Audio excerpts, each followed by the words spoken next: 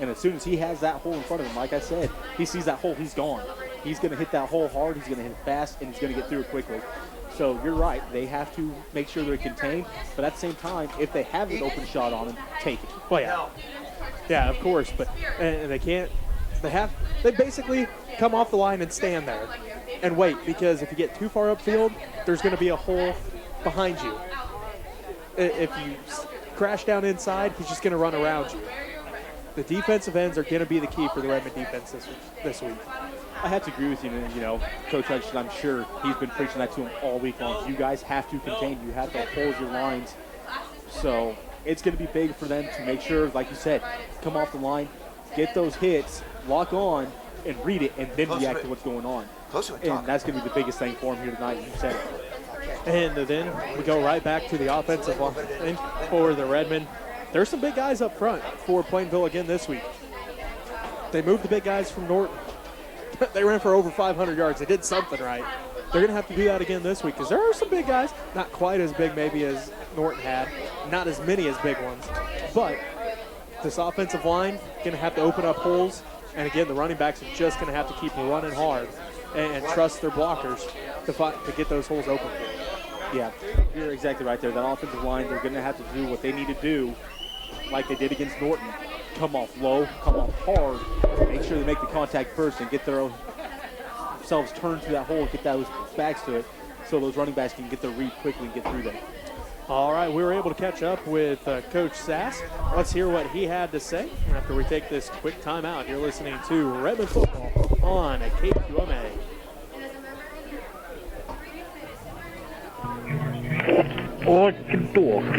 Okay. How much time are we looking at here? 2, then 4, then 2. So 8 minutes in total. So put it back on at 10 till? No, not even. That's 9 minutes from now. Yeah, you have 8. Thanks. I didn't realize it was on. Trenton participates in football, basketball, and track all 4 years of high school. Trenton has been recognized and awarded honors for his talent in football as well as track. Trenton has been a member of the choir and has made the honor roll. Trenton is a teacher's aide for several teachers at the elementary school and works for the city of Smith Center during the summer. Trent also enjoys coaching the little kids' flag football teams in the fall.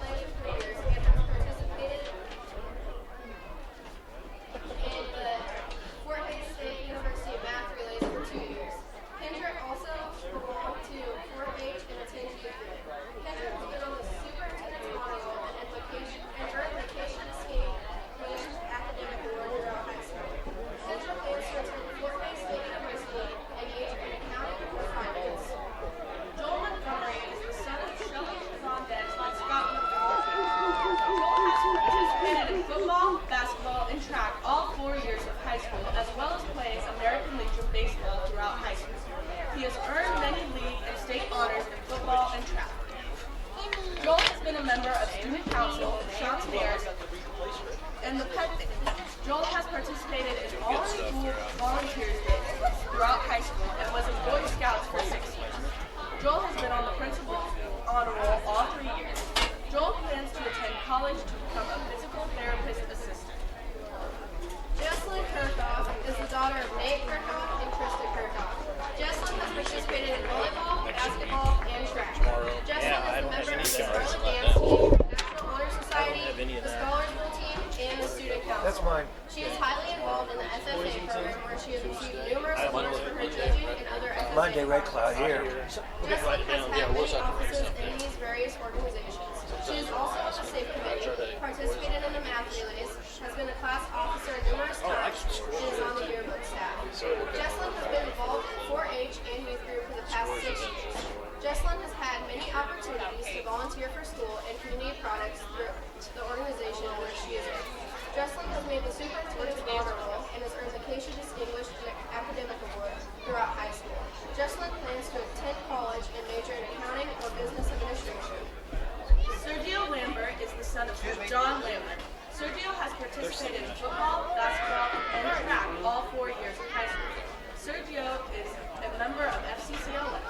Sergio has volunteered his time with his youth group and participated in Do Good Friday and Rake and Run. He currently works for Kelly Overmiller Farms in his spare time. In the summer, he works part-time at the city pool. Sergio plans to attend a technical college and major in carpentry. This year's robe bearer is Corey Jones, and the crown bearer is Miss Faye Jones, the children of Lucas and Rachel Jones. They are both kindergarten students at Smith Center Elementary. We also would like to welcome Miss Adeline Hairsnake, who was the 2018 homecoming queen last year, to pass on the crown to Jesslyn Kirchhoff. Congratulations to all of these candidates for their representation of Smith Center High School at the 2019 homecoming. That was okay. Was it okay, Alan? You did great. With my pink binder. Ready? Okay, we don't got cake. Ready? We're not supposed to go until the band marches out, so we gotta wait for them. Glad you told me that because I had no idea. The band now. Band first. I don't know where Caitlin got. Oh, there she is. Don't get in the gosh. middle. Where is she? So we want to welcome the Smith Center High School marching band. Sure, go ahead. Okay, Caitlin needs to get up. I know. Where's Caitlin? I just saw her. Is she on the stand or is she? Louder. We welcome our guests from Plainville to look forward to this matchup of undefeated MCO teams. At this point, we'd like to welcome the Smith Center High School marching band. Where's the mic one on now? Smith Center Elementary.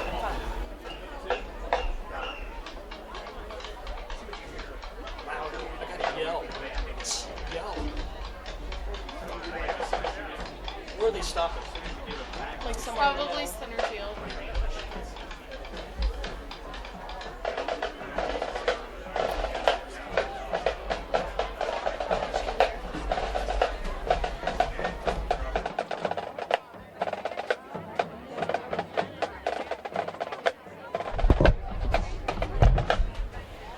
Kinda. You gotta eat the mic, man. Project.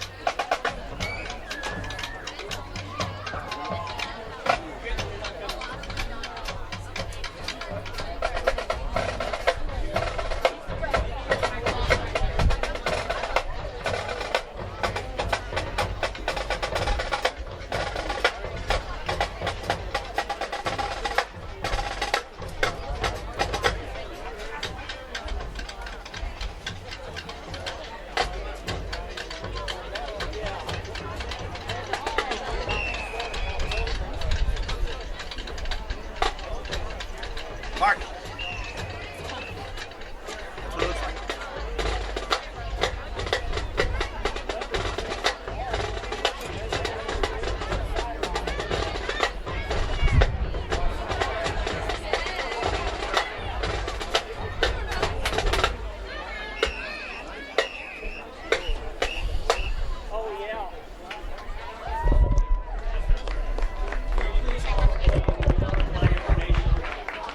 So 2 counts and then Chase Kingsbury, VFW, raised his flag. gonna go.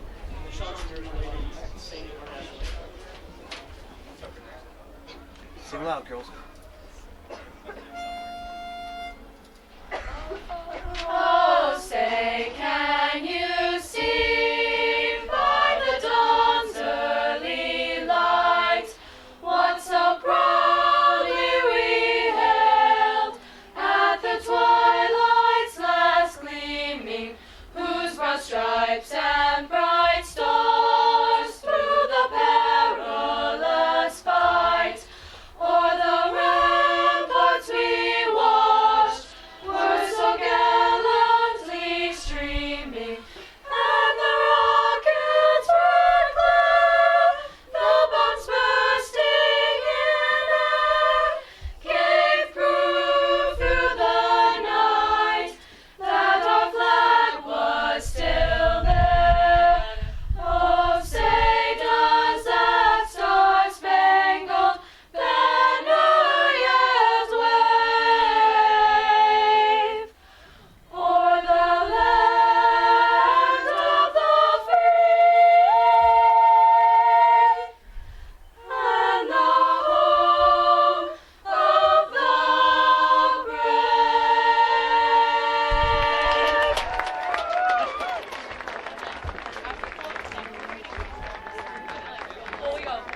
Good job. Sorry, with my hand in the way. That's how we should have gone. Good job.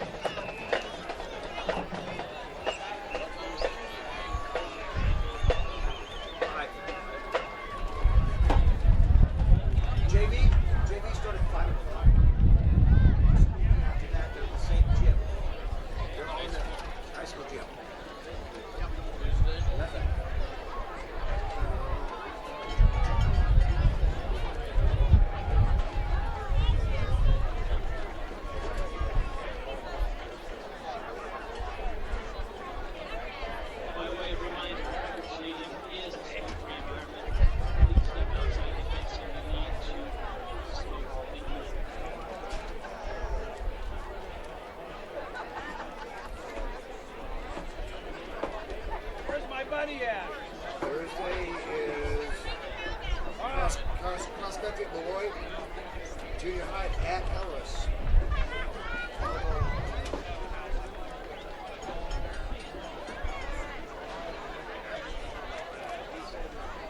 Yes. Next Friday we got Oakley. And on Saturday, Lady Red go to that big 140th tournament. And I think cross country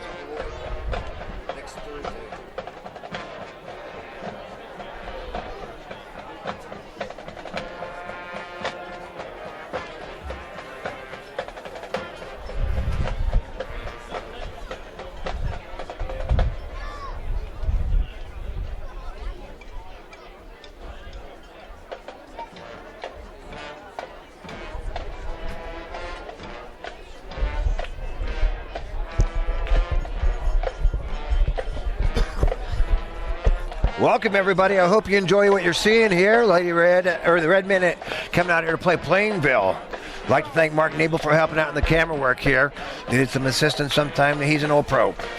Hopefully you all enjoy what you're seeing. If you really enjoy what you're seeing, please send money. We're kind of low on dough right now because they spent a bunch of money to buy some cameras for the athletic department, a camera for the athletic department, which really cut into our funds. So we're kind of running low on dough. Don't forget, my birthday is October 5th, so send me a big birthday present. I really appreciate it so we can keep up with equipment, things like that. You're watching Redman football playing Plainville here tonight on www.usd237.com and Next Tech Channel 167. I'd like to thank Next Tech for all they do for us. And I've used my phone in the past in order to stream the Phillipsburg game last week. Looked pretty darn good, I'd say. So if you need a good wireless system, go to Next Tech. If you need business IT solution, go to Next Tech. If you need home security, if you need cyber security, everybody does. If you need surveillance systems, go to Next Tech. Here we go.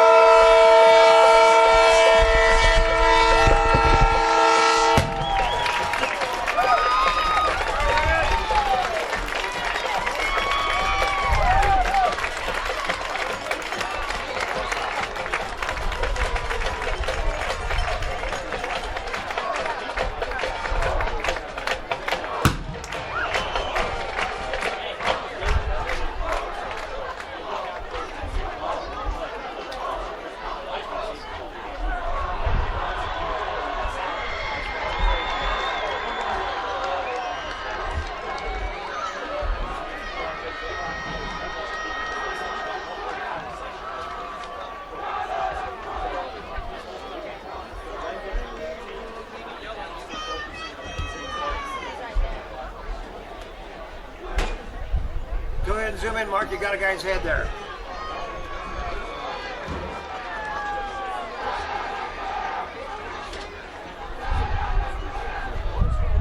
Nick Davenport.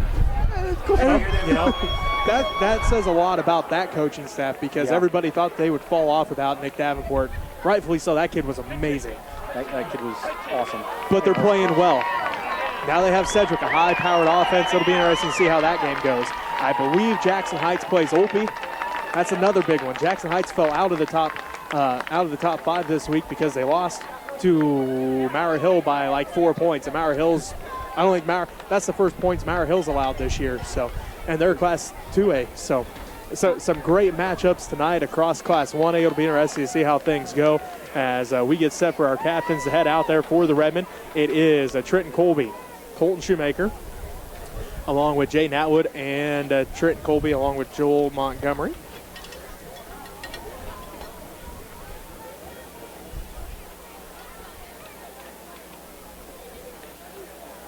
For the Cardinals, let's see if we can pick them out over there. I've seen Jordan Finnessy. Finnessy's over there. Cody Crawford was another one. And can't see the other number. There he is, number 50, Colton Weisner.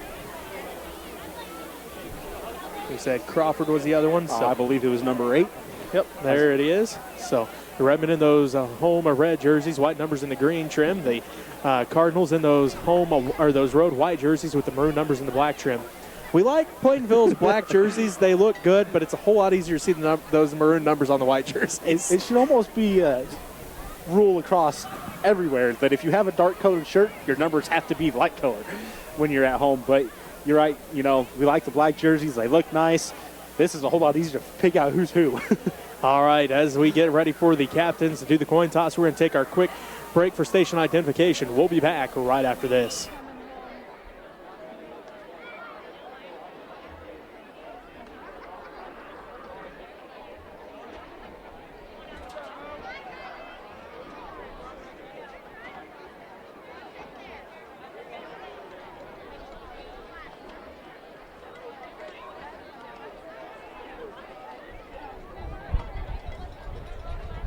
Toss it. So we're getting set here. A beautiful night here in Smith Center as we await the call. Robbie, you keep looking at that, and I'll take a look at what the weather's doing here in Smith Center.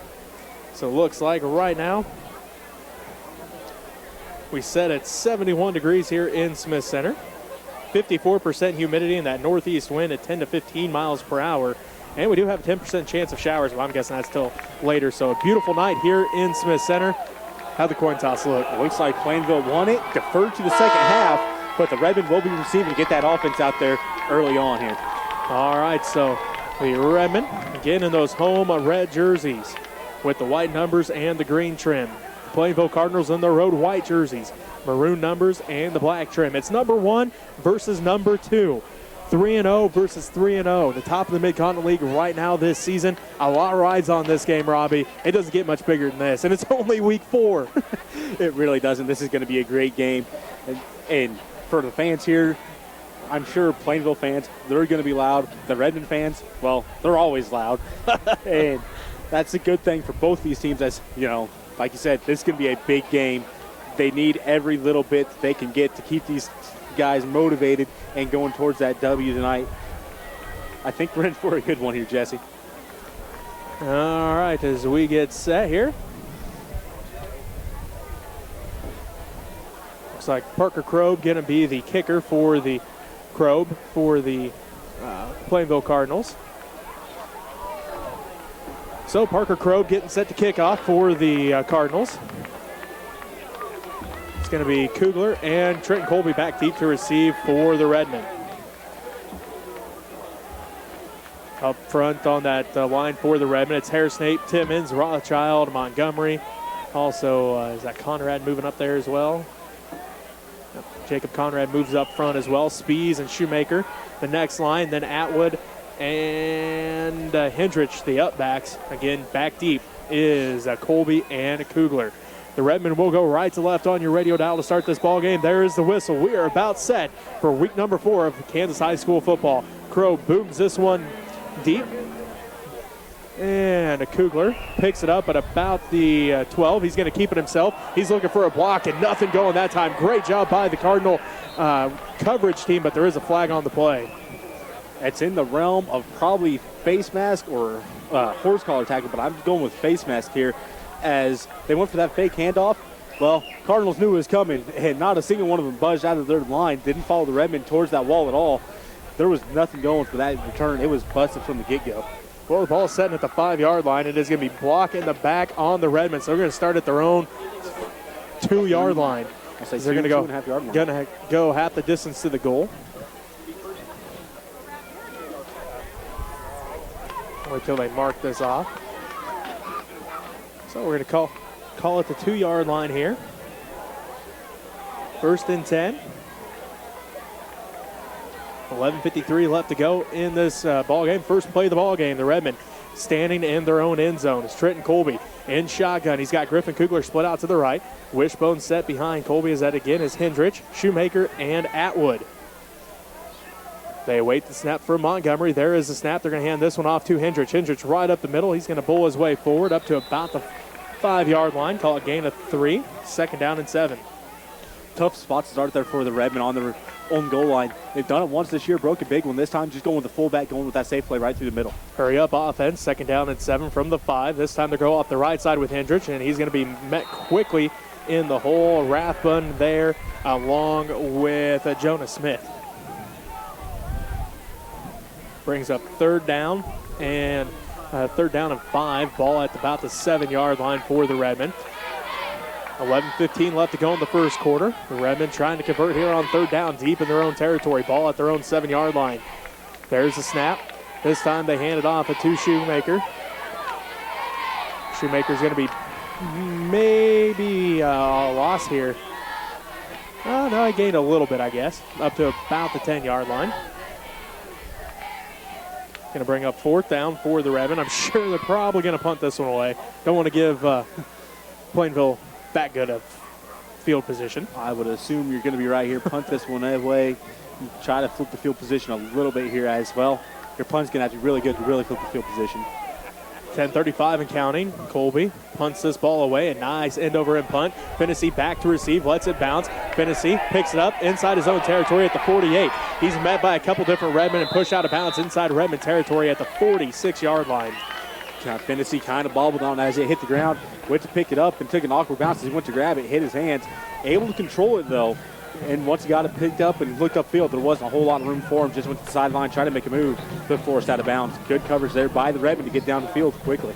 So it's a moment of truth. We're going to see who lines up in the backfield, if anybody does, for this Cardinal offense as they look to the sideline to get the call from Coach Stevenson. 1st and 10, a ball at the Redmen 46-yard line. Great starting field position for this Cardinal team. They're going to send twins left, twins right.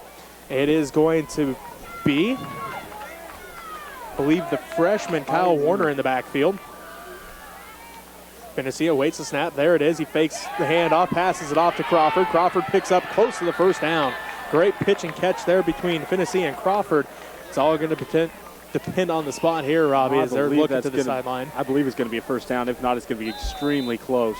They might bring the chains in here. So first play of scrimmage for the Cardinals, and they are going to call it second down. Just second down in inches here. Ball at about 2nd and 1 as the ball setting at the 37-yard line. It looks like out to the far side is going to be Bryn. He split out to the left, trips to the right. That is Krob, Hansen, and Crawford. Again, the freshman Kyle Warner stands in the backfield next to Finney. Right now he stands to Finney's right. Finney in that shotgun set. He awaits the snap. Cardinals go left to right on your radio dial. Finney's going to keep it, and he's going to be hit in the backfield as Jaden Atwood blew that play up. Finney kind of got around him, and then Hendricks came and finished him off. Atwood was right there.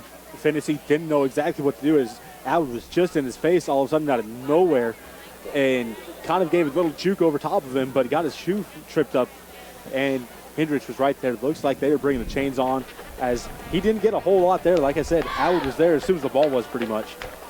So, and he is going to get it by the length of the football. So there's a first down for the Cardinals. Brings up 1st and 10, ball at the Redmen 36-yard line. Again, Finney looks to the sideline to get the call from Coach Stevenson.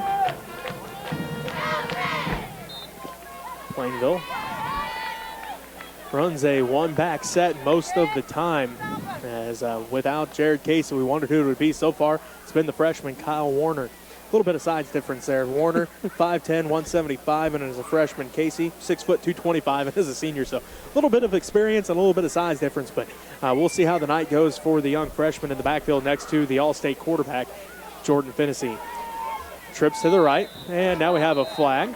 This could be a delay of game on the Cardinals, Robbie. I believe it's going to be. They took a long time forever to get that play called. As you know, you look out there, and every single one of those players for the Cardinals, they have the play sheet little band on their arm, and they all are looking at that, getting the call from the coach. And he kind of calls one play, it looks like, sees how the Redmen are lined up, and then he calls another one. So maybe it's, here's the first play that I want you to run, but if they switch out of this, you can audible to this one type deal, as it just takes a little while for them to get that play in there. Bryn goes to the left, trips to the right. Again, it is Hansen, Krob, and Crawford. This time Warner stands to the left of Finney as they await the snap. It's 1st and 15, ball at the Redmen 36-yard line. Pass again to the left and incomplete as Bryn was the intended receiver. As that was a good job there by the Redmen defensive line, put a lot of pressure on him. I believe it was Rothschild that got in there and got his hand up to kind of alter that pass a little bit, as Finney not able to go over his shoulder like normal, kind of had to go a little bit sidearm on it, and that might have altered it just enough that it became an incomplete pass. 9 minutes exactly left to go in the first quarter. It's 2nd down and 15, ball at the Redmen 41-yard line. The Cardinals go left to right on your radio dial. Finney sends trips to the right, one man to the left. Warner stands to the right of Finney and shotgun. There is a snap. This time he hands it off to Warner. Warner right up the middle. He's going to be chopped down by Charlie Timmons as he picks up a nice little gain here on 2nd down. Still brings up 3rd down for the Cardinals. 3rd down, and let's call it 8. A long 7, short 8 here. Ball at about the Redmen 34-yard line. As the Cardinals look to the sideline once again to get the play. Bryn goes to the left, trips to the right. It's Krob along with Hansen and Crawford to the right. Warner again stands to the right of Finney and shotgun. There's a snap. They run the option to the right. Finney sees a hole. He keeps it himself. He's going to be close to that first down. He picks up the first down across the 25 up to about the 24-yard line. We mentioned how elusive Finney can be and how quickly he can see a hole.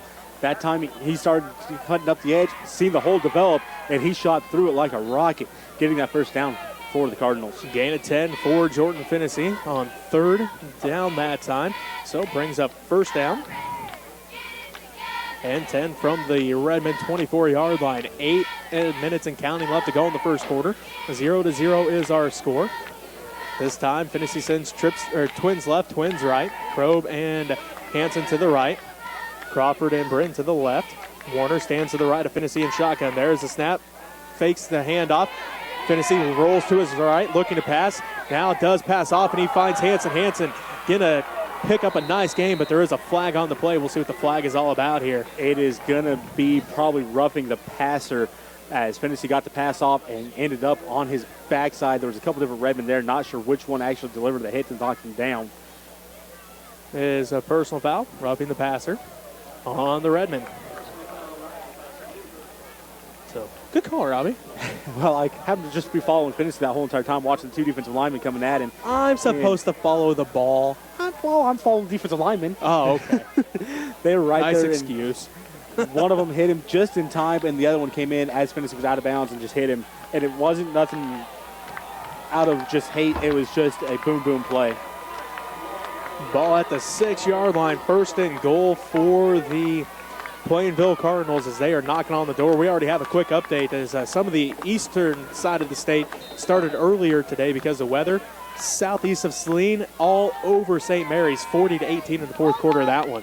We have 7:35 left to go in the first quarter here at Hubbard Stadium. Plainville's knocking on the door. It's first and goal from the 6. One man to the right, trips to the left. Finney stands in shotgun with Warner to his left. There's a snap from Smith, and now we have a flag on the play. That is going to be a false start on the Cardinals as Warner slow to go down to his three-point stance. And right as he was hitting his hand to the ground, they snapped the ball. So, going to be first down and first and goal from the 11 for the Plainville Cardinals now. Ball at the 11-yard line here for the Plainville Cardinals. Again, Finney sends trips to the left. Brin to the right. Warner stands to the left of Finney this time. They await the snap from Jonah Smith. There's a snap. He looks left, looks for a hole to run through. Finney getting tracked down by Timmons. Timmons pushes him out of bounds, and then there's a flag on the play coming in late. We'll see what the flag is all about, but Charlie Timmons having to try to track down Jordan Finney. What's that flag all about, Robbie? I believe there's a block in the back on the Cardinals as... Well, the Redmen fans were clapping, so I guess. It is block in the back on the Cardinals, so that'll push them back. I'm not sure which Cardinal done that one as I seen Burrell Spees in pursuit, and all of a sudden he was getting knocked over and landed pretty much on his stomach. So pretty good indicator there that it is going to be a block in the back. Another 10-yard penalty on the Cardinals.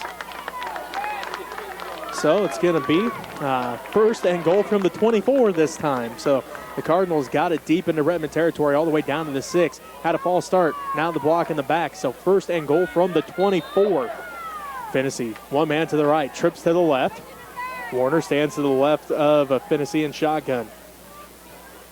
There's a snap from Smith. They roll to the left. Finney looks to pass. He's under pressure by Atwood. Finney rolls to his right. Finney still looking. Gets a block. Now he's going to step out of bounds. Well, he's still in bounds. Now he's going to be brought down by Brell Spees. As Spees comes up with the ball. Did he fumble the football? I think he fumbled it. I couldn't see through it. He did.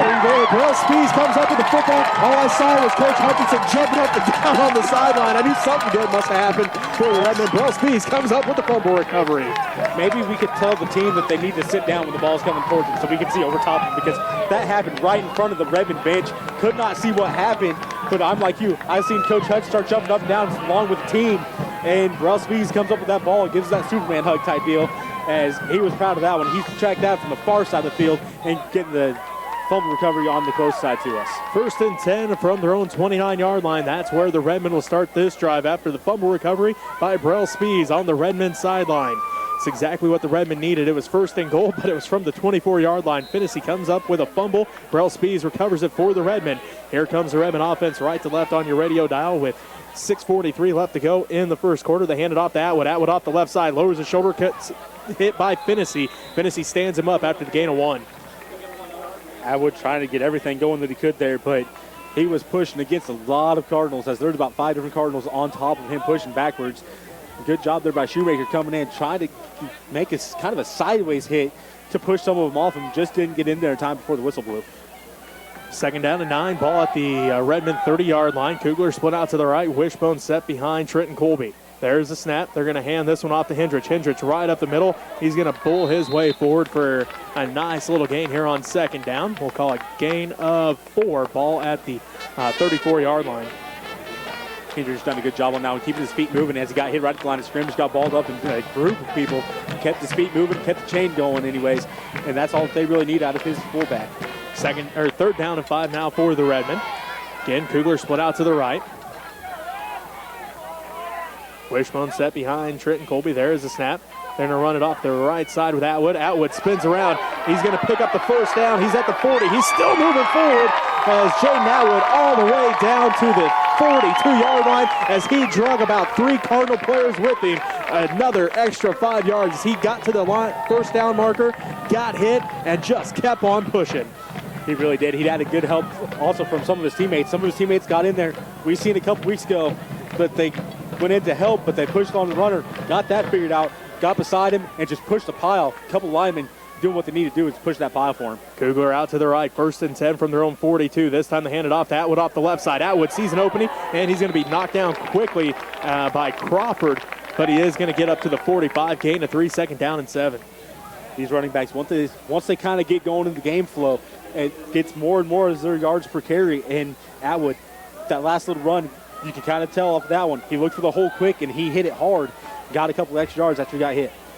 Quick update for you. 6:04 left to go in the first quarter. Norton strikes first in Phillipsburg. The Blue Jays lead 7-0. As this time they hand it off to Shoemaker. Shoemaker tries to go to the right side. He's going to maybe pick up a yard, but there is a flag on the play. So late flag coming in on that one. As the play was already dead, the flag comes flying in as they're all still bottled up. So I'm not sure what that's going to be on. Block in the back. Illegal block in the back on the Cardinals. So, all right then. Didn't know that was a thing on defense. I didn't know that either. Okay. I don't, like I said, it came in kind of in a late position, weird angle, as it came in from the back judge, the one that's clear in the back of everybody. He threw that all the way up there to where the pile was. Another quick update, one of those big 1A games we were talking about. End of the third quarter, Olpe is up on Jackson Heights, 21-14. Well, another area game that some people might be listening to is Thunder Ridge up on Northern Valley right now, 12-0. So, another 10-yard penalty by the Cardinals. Gives the Redmen another first down here. 1st and 10 from the Cardinal 44-yard line. This time they run it with Atwood off the left side. Atwood tries to bounce it out. Nothing going that time. Great defensive effort by the Cardinals. Crawford and Smith there on the tackle. Atwood seen one of them coming through. I wasn't sure which one was on the inside there. Tried to cut it to the outside, and all of a sudden he got hit by both of them. So good job there by the Cardinal defense trying to extend that play to the sideline. So 2nd down and 12. Ball at the 46-yard line. As Jacob Kickoff comes into the ball game, Hairsnake going to come to the sideline. Kickoff going to be that tight end on the left side now. Kugler split out to the right. Wishbone set behind Trenton Colby. It's Shoemaker, Hendrich, and Atwood. There's the snap. This time Colby keeps it himself around the right side. Finney hits him first and he's going to be thrown down, but he's going to pick up a couple on the play. As Rathbun also there on the tackle. So 3rd down and 8. Hairsnake comes back into the ball game. Kirchhoff comes to the sideline. Quick update. TMP's leading Hoisington 6-0. Also, Hayes is up on Garden City 7-6. So scores starting to come in quick and rapid here as we're still scoreless here in Hubbard Stadium in Smith Center. So center faces 3rd down and 8. Counterplay with Shoemaker off the right side. Shoemaker breaks the first tackler. Colton cuts it to the outside. Breaks, still on his feet up the sideline. He's finally ridden down after he dives forward. What a great run by Colton Shoemaker. You're about to be a bear of bad news, aren't you, Robbie? There's laundry on the field. And unfortunately for the Redmen, it's probably in that realm of holding. But we will await to see what the ref calls here. It is on the Redmen. It is holding on the Redmen, as that was a huge play for Shoemaker. Great call on the counter as all the Cardinals flew hard to the one side. Shoemaker went to the backside, had a nice gap going down the sideline. But unfortunately for him, the Redmen gets called for the holding. So instead of 1st and 10 from about the 15-yard line, it's going to be 3rd down and forever from their side of the 50-yard line. Well, right at the 50-yard line, so we'll call it 3rd down and 16. We have seen the Redmen spread it out a little bit more here early in this season, so that is an option for him here as Trent Colby, he's been a fairly decent quarterback. He has some good wide receivers outside, so we'll see what they do. Well, they're going to line up in the wishbone. Kugler split out to the right.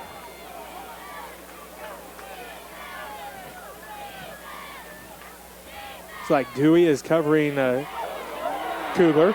As a misplay there, and Plainville's all over it as Montgomery snapped the ball. Nobody else moved. I don't think Trenton Colby was even ready for that one. Colby bobbled the snap. I think they were trying to maybe go with their little hard count play, and, well, the center got confused on it this time as he snapped the ball. Colby wasn't ready for it. He bobbled it, and you said it, Cardinals all over that play. So 4th down and forever as Finney's going to drop back to receive a punt. Trenton Colby stands at his own 32-yard line. Good snap. Kick is off. Spiraling kick. Finney lets it drop, and he's just going to let this one roll. And Montgomery lets it roll all the way down inside the 20 to about the 17-yard line. That's where the Cardinals will start this drive much deeper in their own territory. In 1st and 10 from their own 17. A minute 50 left to go in the first quarter. We're still scoreless here at Hubbard Stadium. As we knew this was going to be a good game, and so far has not let up any between the two teams, and it's going to continue probably to be a good game as it's going to be a hard-fought battle between the two. So, second drive for the Plainville Cardinals. They got it all the way down to the Redmen 6. Then, a couple penalties pushed them back, and then a fumble by Finney gave the Redmen the ball back. So here they come. Trips to the right. One man to the left. Finney stands in shotgun. Kyle Warner stands to his right. They await the snap from Jonah Smith. There it is. Finney rolls to his right. He's looking to pass. He's going to throw it into the flats to Crawford, and Crawford not quite ready for it as he was coming out of his break that time. Going to bring up 2nd down and 10 from the Cardinal 17. Crawford went to go in. Finney threw it to the sideline. Little miscommunication. Crawford not able to get his one hand turned back and get on that one. So good pressure there by the Redmen defensive line, though, to push Finney and make him have to throw that on the run. Minute 43 left to go in the first quarter. 0-0 is our score here at Hubbard Stadium. Number 1 Smith Center hosting number 2 Plainville. Plainville without their star Jared Casey as he broke his hand last week. Right now, Kyle Warner, the running back. Finney sends trips to the right. One man to the left yet again. The Cardinals go left to right on your radio dial to start in this first quarter. Finney going to follow Warner off the left side. Finney picks up the 1st down and more. Finney still on his feet up the Cardinals sideline. What a great run by the quarterback. You said a good running play there for the quarterback, designed the whole entire way. Followed his blocker out to the outside, took up the field along the sideline, got hit, broke the tackle, spun off, and got some extra yards off of it. As they pushed him out of bounds, well, had to stop the clock for the 1st down. Now we got going. Under a minute and a half left to play in the first quarter. Still scoreless here at Hubbard Stadium. Cardinals look to the sideline to get the play. So this takes a long time for the Cardinals. They already have one delay a game. Now they break out. They send one man to the left, trips to the right. Finney stands in shotgun. Warner stands to his right. 1st and 10 from the Cardinal 34-yard line. This time they hand it off to Warner. Warner right up the middle. He's going to be hit by Montgomery, and then a couple other Redmen defenders come and help finish him off. Redmen ready for that play as Warner hit the line of scrimmage, got wrapped up, and able to kind of finagle his way to maybe get, well, didn't get much of anything on it as, like I said, got hit the line of scrimmage. Call it 2nd down and long 7, short 8 here for the Cardinals. Ball at the 37-yard line, so 2nd down and 7 for the gain of 3. Twins left, twins right for Finney this time. Warner As Finney directs him this time, he's going to stand to the left of Finney. 0-0 our score here at Hubbard Stadium. Quick pass to the left, brought in one-handed by Cody Crawford. Crawford hauled that one in, stuck that right hand up there, brought it in, picks up the first down for the Cardinals. That was a great play by Crawford. Good hand-eye coordination, as I'm not sure which Redmen got their hand. It looked like they might have got it just a little bit and tipped it upward. Crawford able to get that one-handed catch, like you said there, and bring it down. 1st and 10 from the Cardinal 48-yard line. 15 seconds left to go in the first quarter. We'll see if they even decide to run a play here, Robbie. As a quick update, Hoisington now leads TMP 7-6. Phillipsburg Norton tied at 7-all. Just inside the second quarter there, as we're still scoreless here at Hubbard Stadium after the first quarter. We'll be right back, bringing second quarter action. You're listening to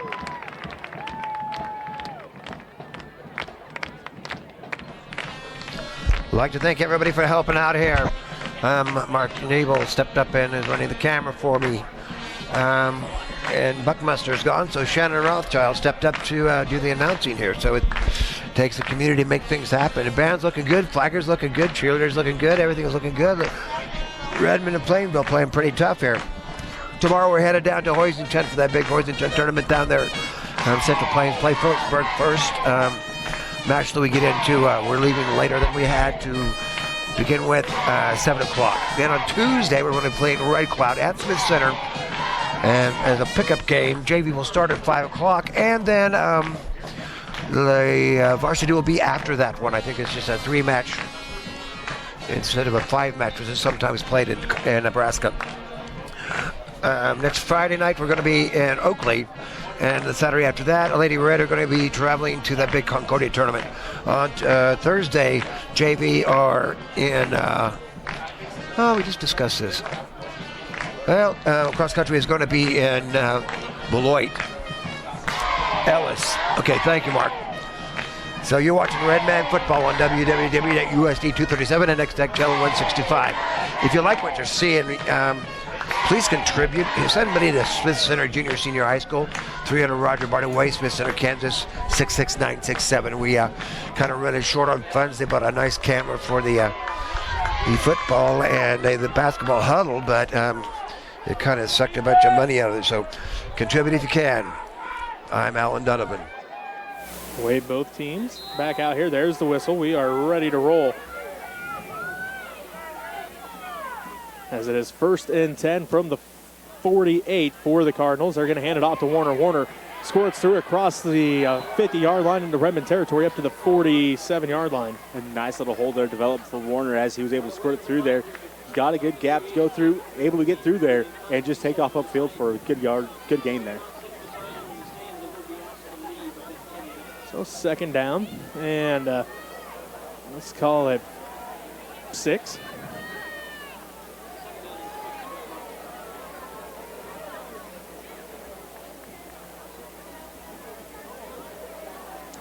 As Finney going to hand this one off to Warner yet again. He's going to be hit right at the 45-yard line and the flag on the play.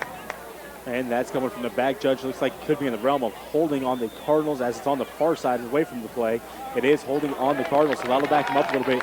Redmen catching a break as that ball, well, not quite to the first down marker, but Warner inching closer and closer with that one. Holding. So I'll push them all the way back into their own territory at the 42-yard line.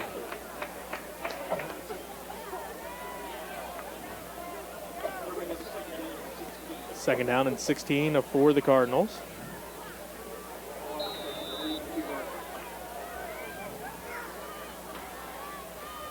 Cardinals look to the sideline to await the call. It's in Bryn to the left, trips to the right. Warner stands to the right of Finney in shotgun. Cardinals go right to left on your radio dial. Quick pass to Hanson. Hanson up to the 50. Across the 50 into Redmen territory to the 40. See, they give him the 45-yard line. And right at the 45-yard line. Nice pickup there for the Cardinals. He's going to bring up 3rd down. 3rd down, let's call it 3. 10:36 left to go in the first half. Is scoreless here at Hubbard Stadium.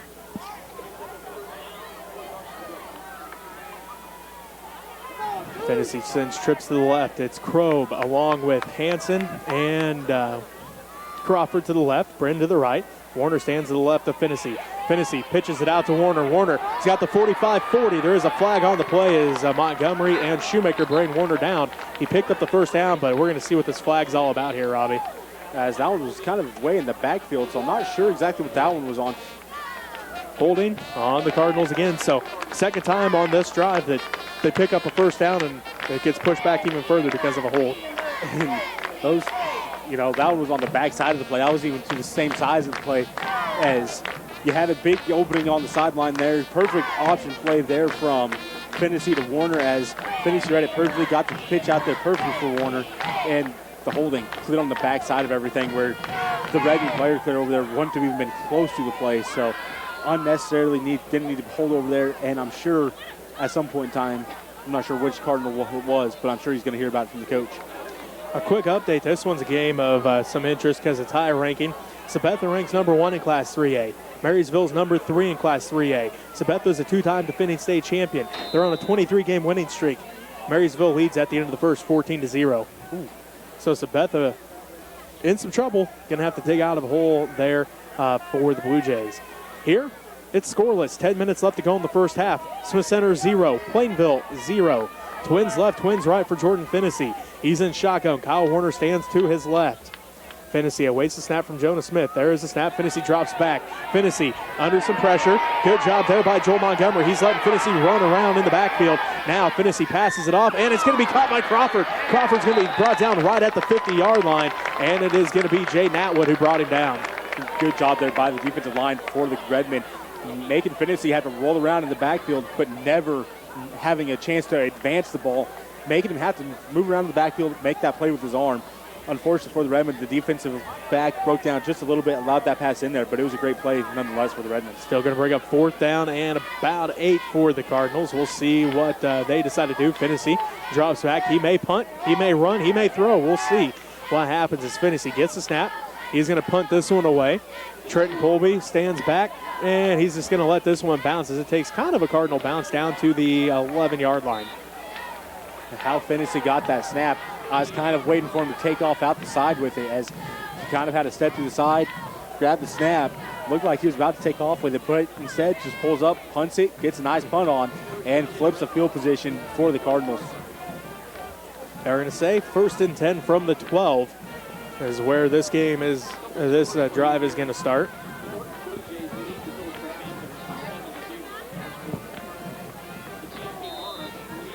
So,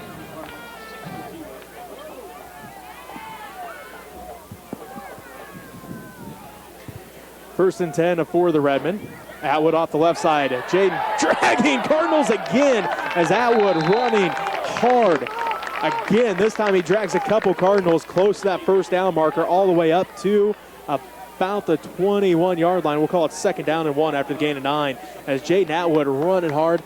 You saw it the first week. He's averaging 178 yards and like 10 yards a carry. He's starting to run harder and harder week after week, and this week no different as he is running like a man possessed in the backfield as the Redmen need that out of him here in this game. As this time they're going to hand it off to Hendrich. Hendrich right up the middle. And let's see. Going to depend on the spot here. And it looks like they are going to give him the first down. So 1st and 10 for the Redmen. Ball at the Redmen 22-yard line.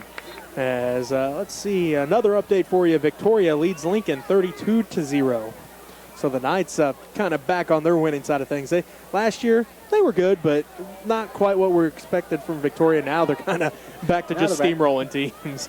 As Smith Center still scoreless here against Plainville. This time they hand it off to Shoemaker off the right side. He gets bottled up, and he's going to be thrown down after a gain of about 1 on the play. As we go back to Atwood here, you're talking about him running like a man possessed out of that backfield. They really do need him to do that from week to week to week, and he's stepping up into that role, and he's doing a good job. And tonight, like you said, they're going to need it out of him. Another quick update for you. Hoisington scores again. 14-6. Hoisington leads TMP. 10:47 left to go in the second quarter of that one. So TMP scored first, but now the Cardinals starting to find their way. 2nd down and 8 from the 24-yard line. The Redmen keep it with Trenton Colby out the left side. Trenton finds an opening. Colby's at the 45-50, 45-40. Nobody's going to track down Trenton Colby as Cody Crawford's trying. Trenton Colby, this time from 76 yards out. Hey, I'm not going to be a bear bad news on this one. There is no flags on the play there, so great job up front by the lineman there for the Redmen. Opened up a huge hole for Trenton Colby. The Cardinals, they bit on the first guy through. They hit Hendricks as he went through, leaving blockers in front of Colby. Colby read the blockers, took off upfield, got down the field for 77 yards, and punched in the first touchdown of the game for the Redmen. So again, 76-yarder for Trenton Colby.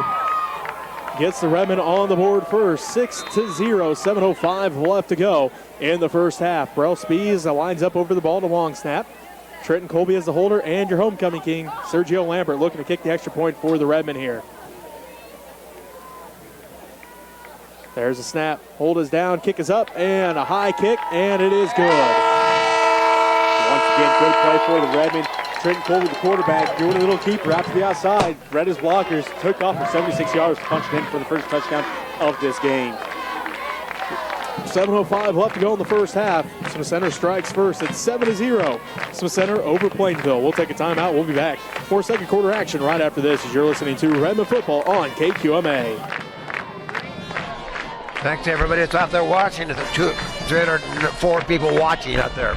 So if 304 people send $5, we'll be a heck of a lot better off than we are right now because they're running kind of low on cash to help out to make purchases. I'm using my own personal mixer here and might want to get something a little bit fancy, but we'll see what happens. I hope y'all like what you're seeing here. Come out and enjoy the games in person, but if you're too far away and just can't make it, or they're at the home or something like that, I know a lot of the older folks watch in the homes and things like that, or watch during the week. So hope you all enjoy what you're seeing and enjoy the work that we do to put this together for the children, for the families, for the community, and everyone across Redmen and Lady Red world.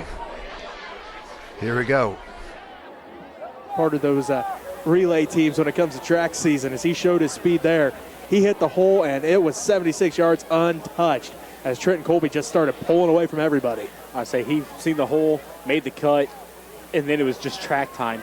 See if you can catch me. I'm really kind of surprised Jordan Finney didn't, but Finney, he was on the opposite side of the field. He was way too far away.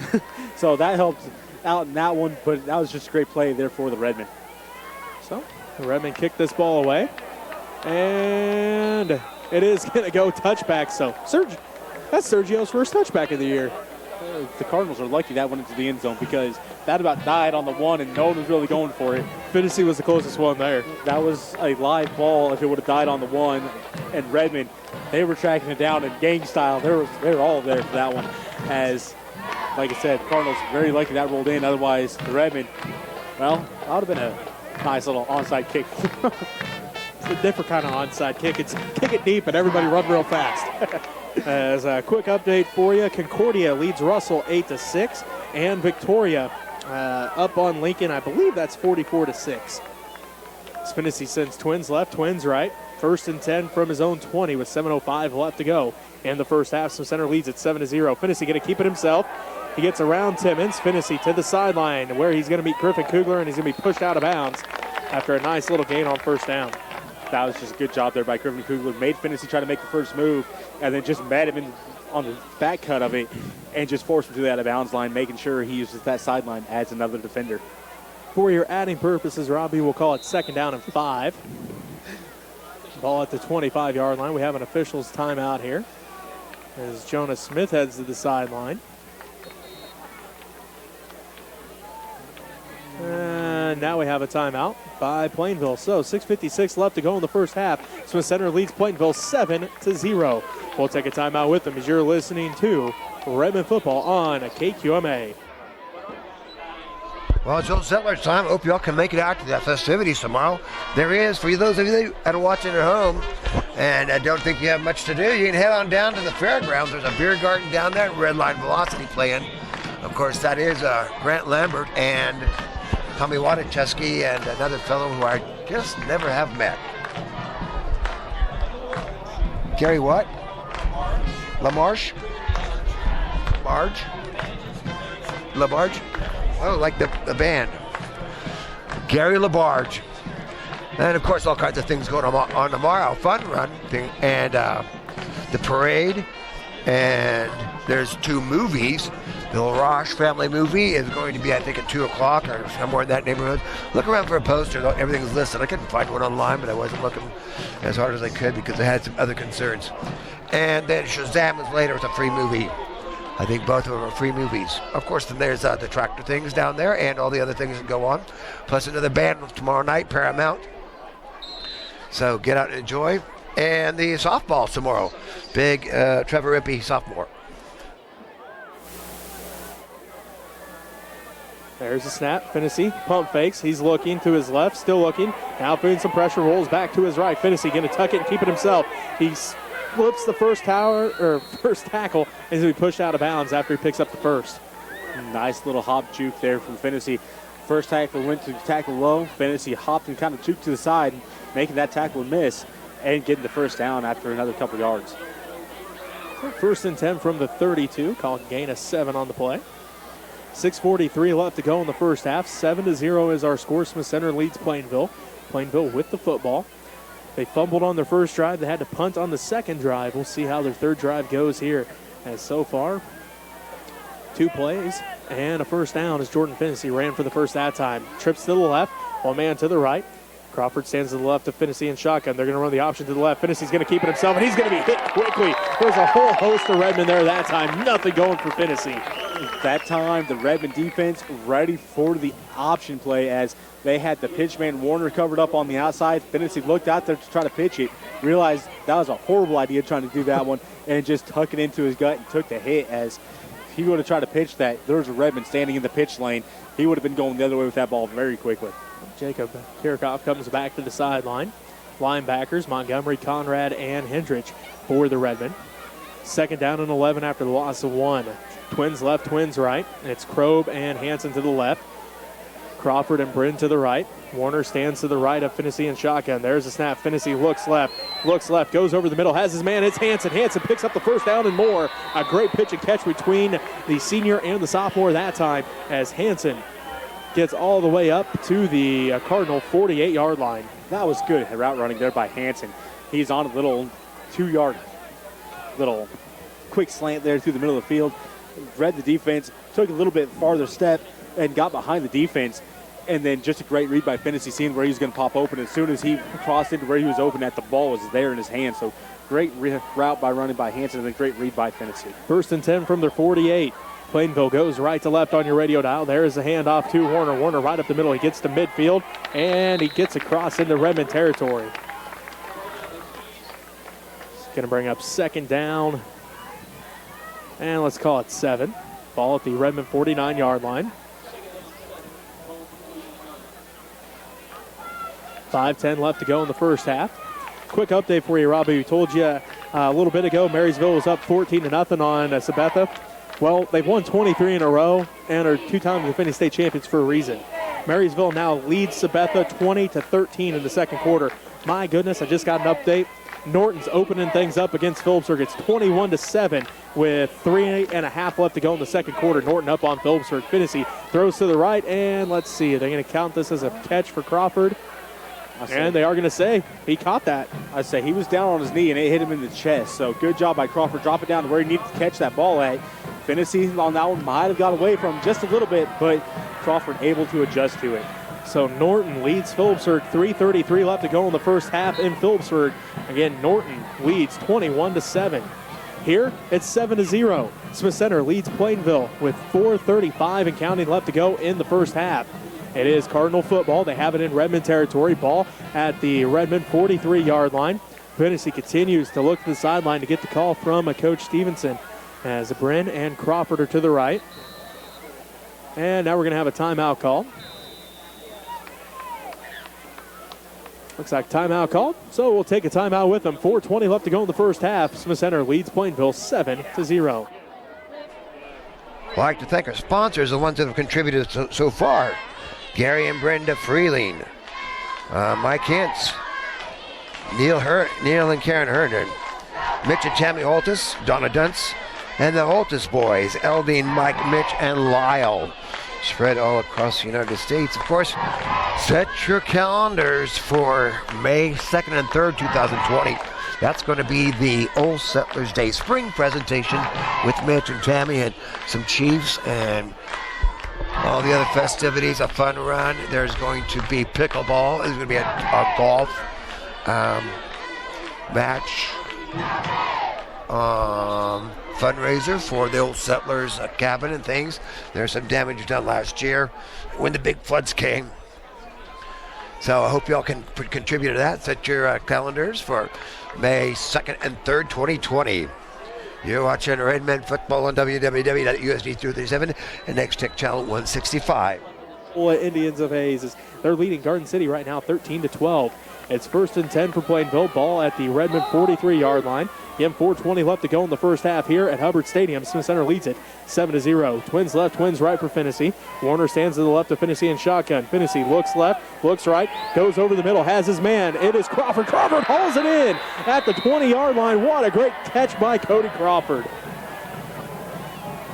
Crawford quickly showing that he is a threat out there for Finney to go to, as he has caught a ton of balls already. He's at 5 here in this first half and doing a great job for Finney getting open. So the Cardinals knocking on the door again, back in the red zone. Last time they got in the red zone, they went backwards and then fumbled the football. This time, let's see what happens as Finney sends trips to the left, one man to the right. Warner stands to the left of Finney in shotgun. Just under 4 minutes left to play in the first half. 7-0. Smith Center leads Plainville. There's a snap. They're going to hand it off to Warner off the right side. Warner breaks through. He's still on his feet. Warner's going to score. The freshman finds the end zone from 20 yards out with 3:49 left to go in the first half. It is now 7-6. Smith Center leads Plainville by 1. Great run by Warner going through the middle of the field there. Able to make a couple guys miss as they went low to try to hit it on his ankles. He is able to be shifty and get to the side of those tackles and waltz into the end zone for the Cardinals touchdown. So Kyle Warner finds the end zone, this time from 20 yards out. See if Parker Krob can tie things up here. Finney is the holder. So Krob getting set to kick the extra point here. Finney's hold is down. Krob's kick is up, and it is good. As the Redmen there on that one blew through the line, almost getting to that kick, but the Cardinals kicker and Krob kept his poise and put it through the uprights. So at 3:49 left to go in the first half, we're tied at 7. We'll be back with more second quarter action right after this. You're listening to Redmen football on KQMA. Hope y'all can come out and enjoy some football next week. Oakley, I know it's a long ways down there. I'm not sure if I'll make it down there, but I'll do the best I can because I have to get up really super early and go to Concordia. So I might need me to hitch on a ride someplace. Anyway, hope you enjoy what you're seeing. We have 324 people watching right now. So 324 people send money. We'd be a lot better off. Send $5, $10, $1 million, whatever you got to share and care about Redmen and Lady Red activities. Of course, volleyball, MCL coming up, and volleyball sub-state, and hopefully Lady Red be headed down to Dodge City, because that's where they moved state to. I don't know why. It was really handy. Was it at Dodge or at Hayes? But Redmen are going to be working through here, trying to see what they can do, how far they can go into the playoffs. So you're watching Redmen and Lady Red football, or Redmen football on www.usd237 and Next Tech Channel 165. Clyde leads Hill City 16-14, and Dodge City up on Great Bend 14-0. As Krob gets set, here's his approach, right to left on your radio dial, booms this one deep, and Colby picks it up at about the 16. He's up to the 30. Colby still on his feet up to the 35-40. And he's going to get great starting field position for his offense as the quarterback gets a huge return here all the way up to the 42-yard line. Trenton Colby that time done a great job reading his blockers, just getting to the middle of their backs as they've formed that wedge in the middle of the field and just stayed behind them. Didn't try to pop out, just stayed behind them, kind of, I'm guessing, waiting to see if something opened up. Finally, Cardinals just had enough of it, just kind of fell down and made a pile there, and Trenton Colby went right underneath it. So here comes the Redmen offense. Kugler out to the right. They run the counter play with Shoemaker. Shoemaker off the right side. He's got nobody in front of him. Colton Shoemaker's at the 30, 25-20. Colton Shoemaker's going to score this time for 58 yards out with 3:32 left to go in the first half. So the Center's on the board again, 13-7. Great look there by Colton Shoemaker. He broke it out to the outside. Looked out there, seen that there's one defender out there that he had to let off that block, and that was Andrews Dewey out there. Had to let off the block was Kugler. Shoemaker seen it, cut towards the opposite side of the field, made as much distance between him and the defender as possible, let him walk into the end zone. I believe that was untouched through the line and everything, so that was a great run there by Shoemaker and great blocking up front by the Redmen to allow another big play there for the running backs. One play, 58 yards, and a house call for Colton Shoemaker. 3:32 left to go in the first half. Sergio Lambert's going to try to make it a 7-point ball game. Hold is down, kick is up, and Serge's kick is good. You know, you hear the pros running backs taking the linemen out for some good old-fashioned steak dinners. Well, wonder if these running backs take these guys up to Jiffy, hit their linemen up to Jiffy for some lunch or something. I literally had no idea what you were saying that whole time until the end when... Yeah, here's the pros taking the running backs from the pros taking their linemen out for steak dinners. Wonder if these guys are taking their linemen up to Jiffy for dinners as they're opening up some holes for him here. Between the horn and the fans, I was like, all right, I think he's talking, but I have no idea what he's saying. But we're just going to keep this one here, Robbie, as that was a quick score for the Redmen. They answered. Kyle Warner found the end zone from 20 yards out. A great return by Trenton Colby. And then that hole opened up for Colton Shoemaker, and he went a long ways to the house, too. They have a 76-yard touchdown, and now a 58-yard touchdown as well. You know, that big hole opened up, like I said, because of those linemen up front. But Colton Shoemaker, once again, he made the right read. He was heading towards the short sideline towards us here, but seeing that there was one defender out there the Kugler had to let go of, otherwise it would have been a block in the back. And instead of keep going towards the sideline, he angled back away from him towards the far sideline and punched it in that way. Oh, my. Here's another big 1A score for you. Centralia all over Pitt Colgan, 30-0 with 6:55 left to go in the fourth quarter. So Centralia all over Pitt Colgan right now. You got any updates from Thunder Ridge? That's what you're working on, isn't it? That's what I'm working on. I mean, I have one, but I'm not sure what exactly it's trying to say. As Sergio booms this one deep yet again. And it's fumbled by Warner. Warner picks it up, and he's going to be hit quickly by a whole host of Redmen. Joe Montgomery, the first man down there. It's going to be 1st and 10 inside their 20. Ball going to be spotted at, the 19-yard line. As that was a quick one there for the Redmen to get down on. Good thing they made the right call now, and as Warner picked it up, as both Finnessy and Warner bent down like they're going to pick up the ball. It was just a, okay, you take it type deal, and Warner picks it up, goes to go to the outside, and there was a host of Redmen. If Finnessy would have picked it up and went towards the other way, there was a host of blockers for him. So Redmen getting a little bit lucky on that one. 3:27 left to go in the first half. Smith Center leads Plainville 14-7. As now Phillipsburg has answered. 11 seconds left to go in the first half. Norton leads Phillipsburg 21-14. Trips to the right, one man to the left. Finnessy drops the snap, and he's going to be brought down in the backfield. Great job that time by the Redmen defense. As let's see, looks like Montgomery's coming off the bottom of the pile. Atwood and a couple other friends there as well. Let's call it gain of 1. Ball up to the 20. Well, got to hand it off to Finnessy there as he took off, got a bad snap, took it, and got a yard off of it. What could have been a loss of 3 or 4 turned into a gain of 1. Bren to the left. Crawford, Hansen, and Krogh to the right. Finnessy stands in shotgun with Warner to his right. 14-7, Smith Center leads Plainville as Hansen comes up with it, and he's going to be hitting the backfield. What a great read by Trenton Colby as he was this close to just coming up with the interception. Instead, he buries Hansen deep inside of Plainville territory, back inside the 15. Ball going to be spotted about the 13-yard line. Loss of 7 on the play. Timeout Redmen. They're going to try to get this ball back, Robbie. 2:41 left to go in the first half. Smith Center leads Plainville 14-7. We'll take a timeout with the Redmen as you're listening to Redmen football on KQMA. I'd like to thank everybody who's watching out there. Hope you're enjoying what you're seeing. I'd like to give a shout out to all my friends in Colorado and wherever you are.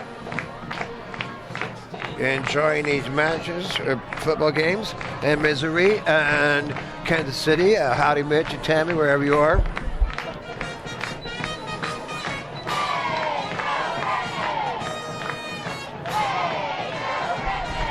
checking out a score here.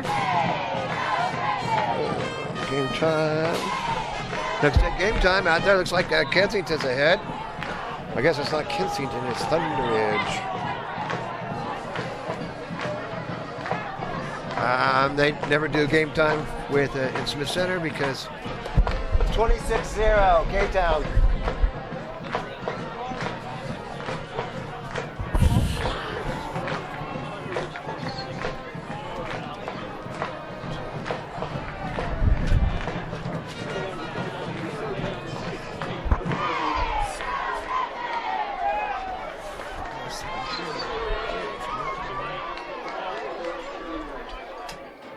One left to go in the first half. It is Cardinal football. They go right to left on your radio dial. They trail 14-7 to the Smith Center Redmen here at Hubbard Stadium. Finney awaits the snap.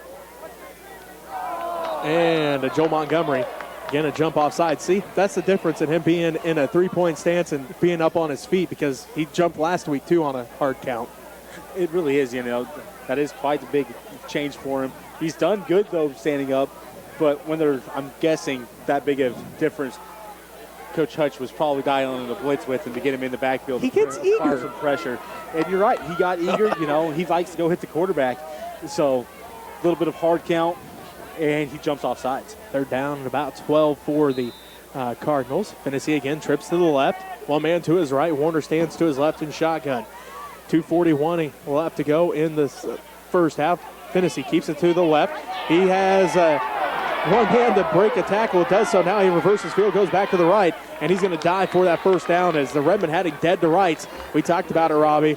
Finney all of a sudden felt the pressure, stopped on a dime, done a little spin move, and went back to the right. That looked like a Hayden Friend play there to a T as he was going one way. The Redmen played it perfectly, made him have to stop, and it looked like he was caught. All of a sudden, you said it, stops on a dime, spins, goes the other way, gets a first down. First and 10 for the Plainville Cardinals. Ball at the 29-yard line, their own 29-yard line. 2:20 and counting left to go in the first half. Smith Center leads Plainville 14-7. Twins left, twins right for Finney. Warner stands to his left in shotgun. Finney now moves Warner to the right. Finney awaits the snap from Smith. There it is. Fakes the handoff. Finney going to keep it around the right side. Finney lowers his shoulder, and he's going to be pushed back, but he is going to pick up a couple on the play. Tough one once again from Finney. You said he had to lower up his shoulder and try to take off upfield, just getting a couple yards. As we have an officials timeout, one of the Redmen still down after that play. So we'll take a timeout here. We'll be back with more second quarter action right after this as you're listening to Redmen football on KQMA.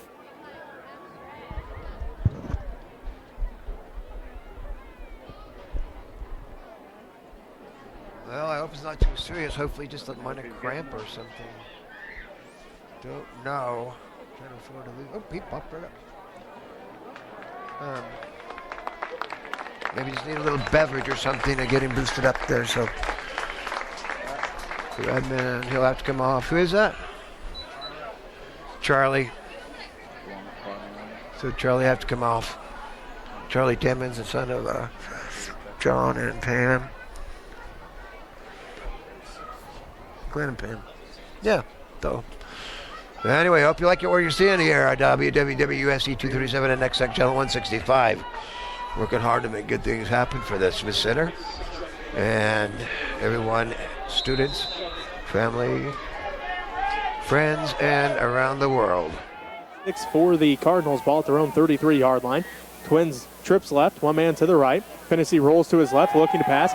Finney rolls back to his right. He's under pressure by Atwood. He's going to heave this one deep and incomplete pass, but there is going to be a flag on the play. Pass interference on the Redmen deep. And, well, in their own territory. I guess not deep in their own territory, but in their own territory nonetheless. As it's going to be pass interference, as I'm not sure who the wide receiver was out there, started to come back towards the ball to give Finney a chest to throw it at, and just getting kind of caught up there on the Redmen as the pass was coming towards him and getting knocked down to his knee. So, penalty on the Redmen, and pass interference on the Redmen. And it will be 1st and 10 for the Cardinals. Ball at the Cardinal 48-yard line.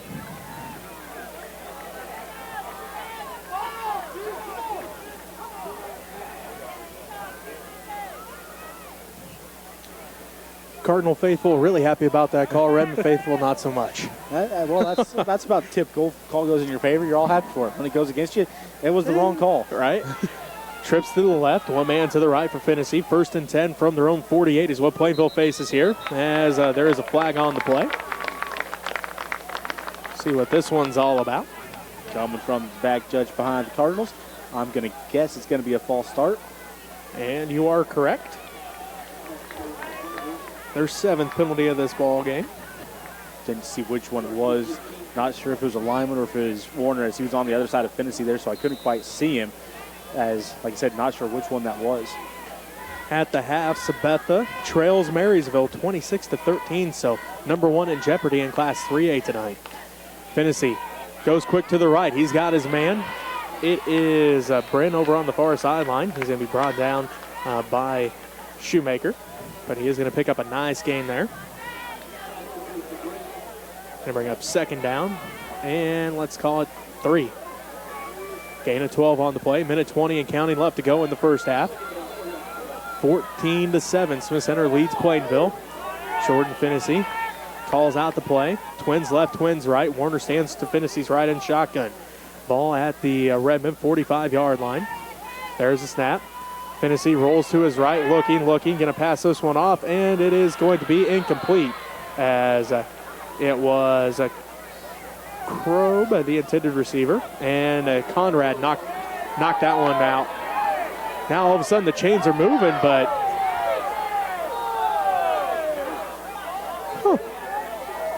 now they are having a little discussion because that ball came out. So if it is the only thing that I could think that it was, because the ball did come out, but a Redman did land on it. So are they saying that he fumbled it? The ground caused the fumble?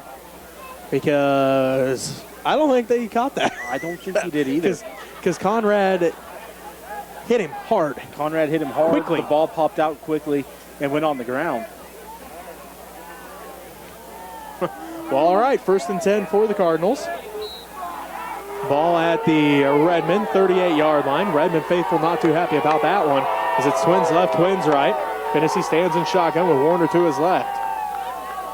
There's the snap. Finney drops back, goes left. He's got his man and overthrows Bryn. As that pass was high, but Bryn was behind the Redmond defense. Bryn would have caught it, maybe not made it to the end zone, as he did have 2 Redmond right there. Just got behind those 2. So it's going to bring up 2nd down and 10. Ball at the Redmen 38-yard line. 41 seconds left to go in this first half. So Center leads Plainville 14-7. Redmen faithful starting to get into it a little bit here, Robbie, as the refs upset the Redmen faithful a little bit with that last call. As from here, it looked like an incomplete pass, but hey, they're way closer to the play than we are. So trips to the left, one man to the right for Finney. He stands in shotgun. He rolls to his left. Finney under pressure once again. Finney all the way back inside his own territory. And this could be intentional grounding, Robbie. That didn't make it back to the line of scrimmage. That didn't make it back to the line or it was right at the line of scrimmage, one of the two. But the only player close to it was a Redmond player. The Redmond coach is asking for the flag, but looks like they're going to bring up 3rd down instead. 3rd down and 10 for the Cardinals. 35 seconds left to go in the first half. Smith Center leads Plainville. I keep looking down at my phone and getting all these different scores and getting myself messed up. But 14-7, Smith Center leads Plainville.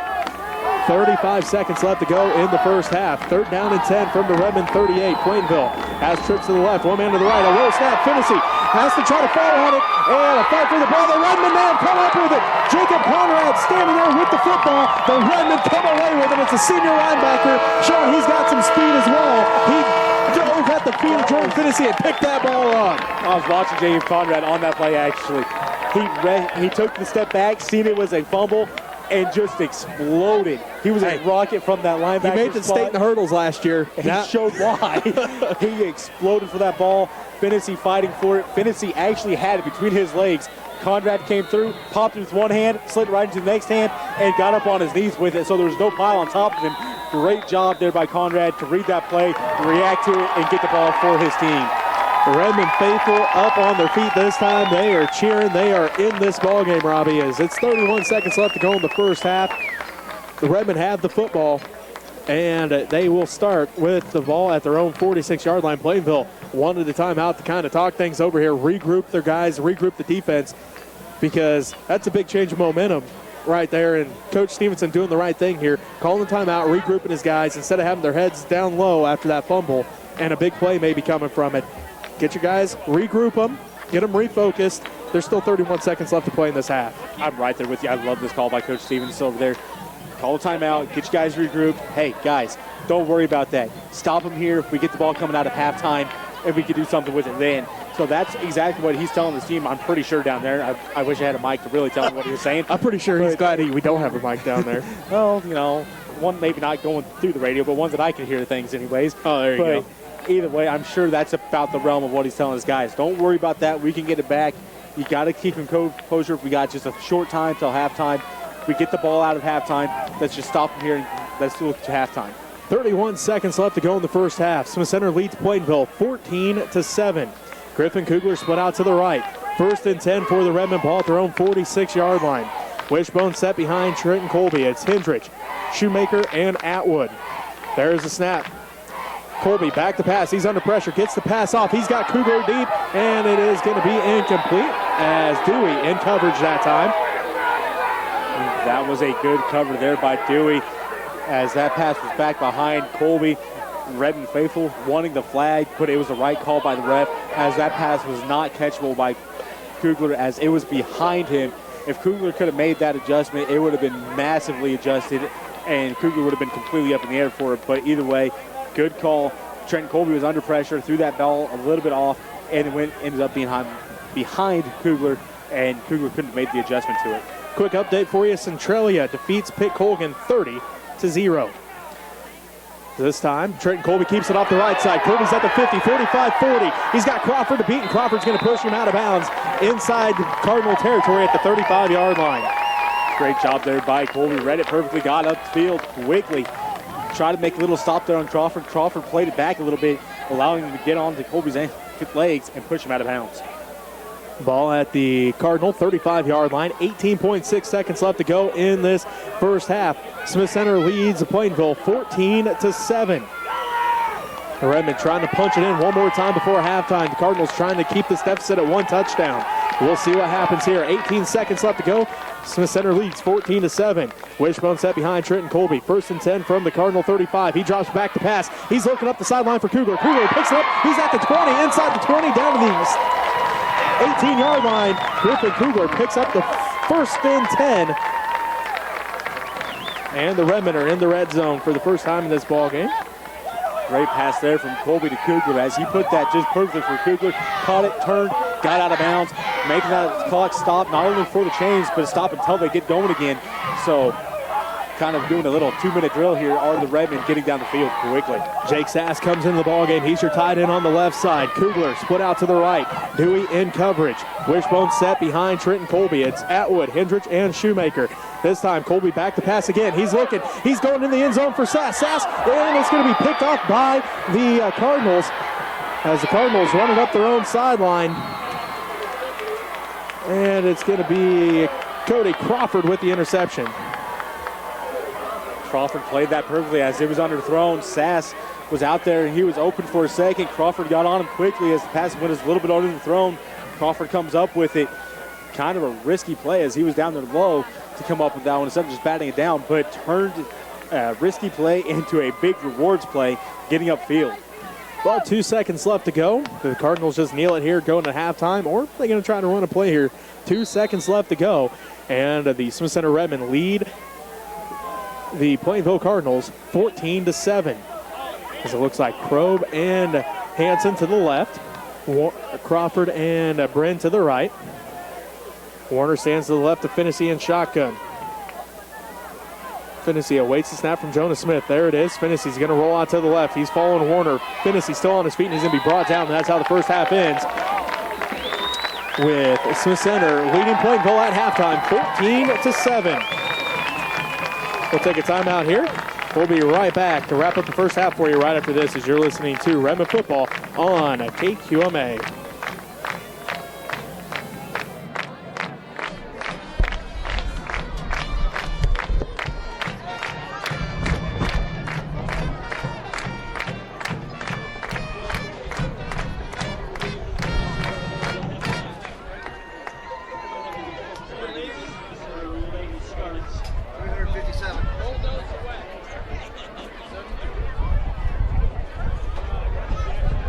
Mark, we'll do the Scarlets and then we'll take a break, but you can push the record button to stop it, but don't just let the live one run. Because no, after the Scarlet, after the dancers, then you'll push that button and stop the recording. But we'll record the Scarlets and then push that button so we just don't have a bunch of nothing. Right. Left, far left. Yep.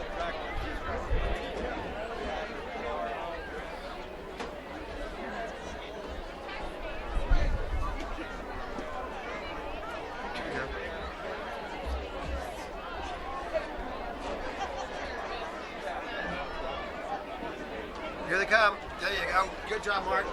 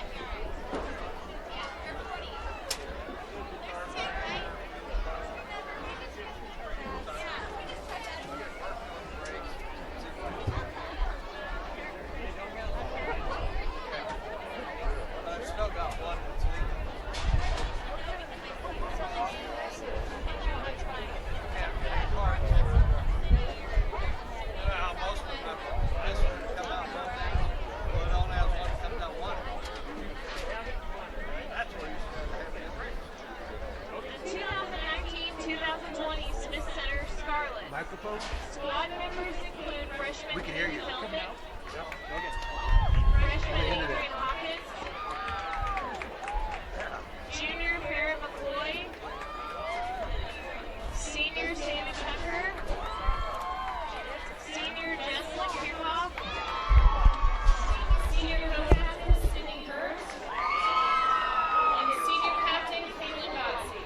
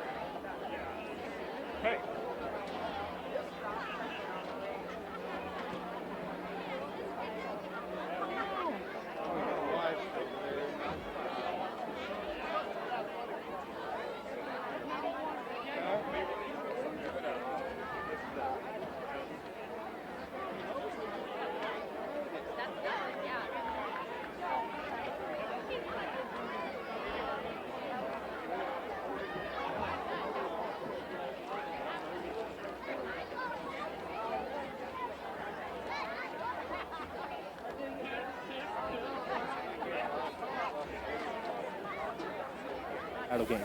The Nebraska team you've seen in that first half has got to show up. If that team shows up, we can hang with Oklahoma or Ohio State, maybe even Oklahoma, how they showed up that game. But it's going to be tough to beat Ohio State.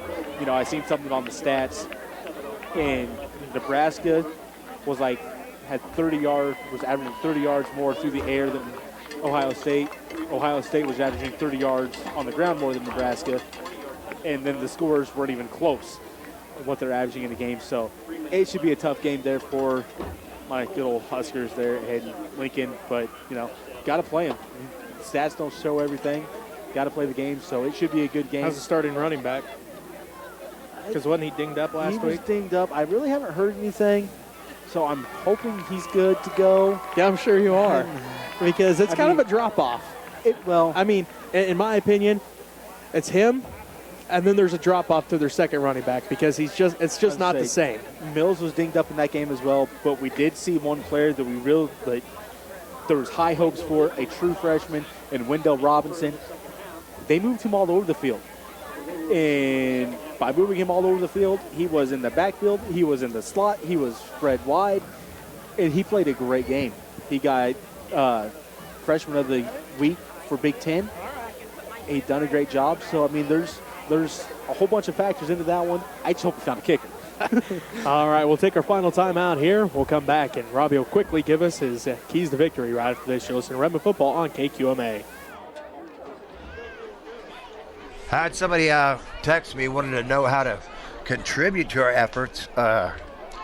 It's down below there if you look on the Redmen Next Tech page, but I'm not sure if it comes up, or the Redmen.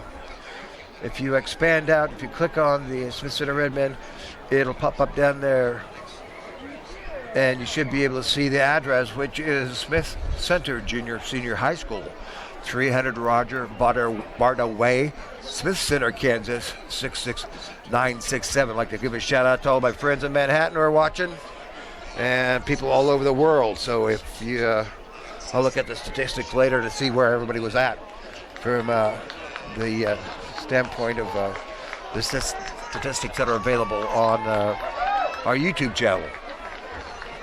So do what you can to help out. Redmen are going to be in Oakley next week, and Lady Red is going to be in Concordia the day after. Of course, Lady Red is going to be in Hoisington for that Hoisington tournament, starting with Phillipsburg. We'll be playing the second. The second series is a round robin type of setup. So you're watching Redmen Football on WWWUSD 237, Next Tech Channel 165. Welcome back to Hubbard Stadium as we get set for the second half with Smith Center up 14-7. Robbie, let's get your keys to victory. Well, for the Cardinals here, they got to keep those quick hitters to the outside to the wide receivers. Finney will get the snap, just turn, instantly launch that ball out to the flats, let his wide receivers do some moves out there, try to go one-on-one and get some yards that way. They got to eliminate the big plays. The Redmen scored on 2 big plays. That's been the difference here with them getting the 14 points is those big plays.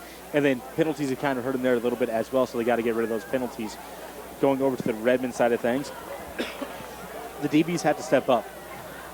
They're playing 10, 15 yards off the ball. They need to move up and make those quick passes from Finney out to the wide receivers tougher. Maybe play the passing lane a little bit more on those ones, kind of contain some things. And then also they got to, on defense, stay in contained when they're coming at Finney. Make him have to run around like they did in that one play and just launch it back towards the line of scrimmage to get rid of the ball. That's what happened to both teams. All right, Cody Crawford back deep to receive for the Plainville Cardinals. As Sergio Lambert getting set to kick for the Redmen. 14-7. Smith Center Redmen lead the Plainville Cardinals to start this second half. Lambert's kick booms this one deep, and Warner picks it up at about the 18. He fakes the handoff to Finney. Warner still has it at the 20. He's still on his feet up to about the 22-yard line.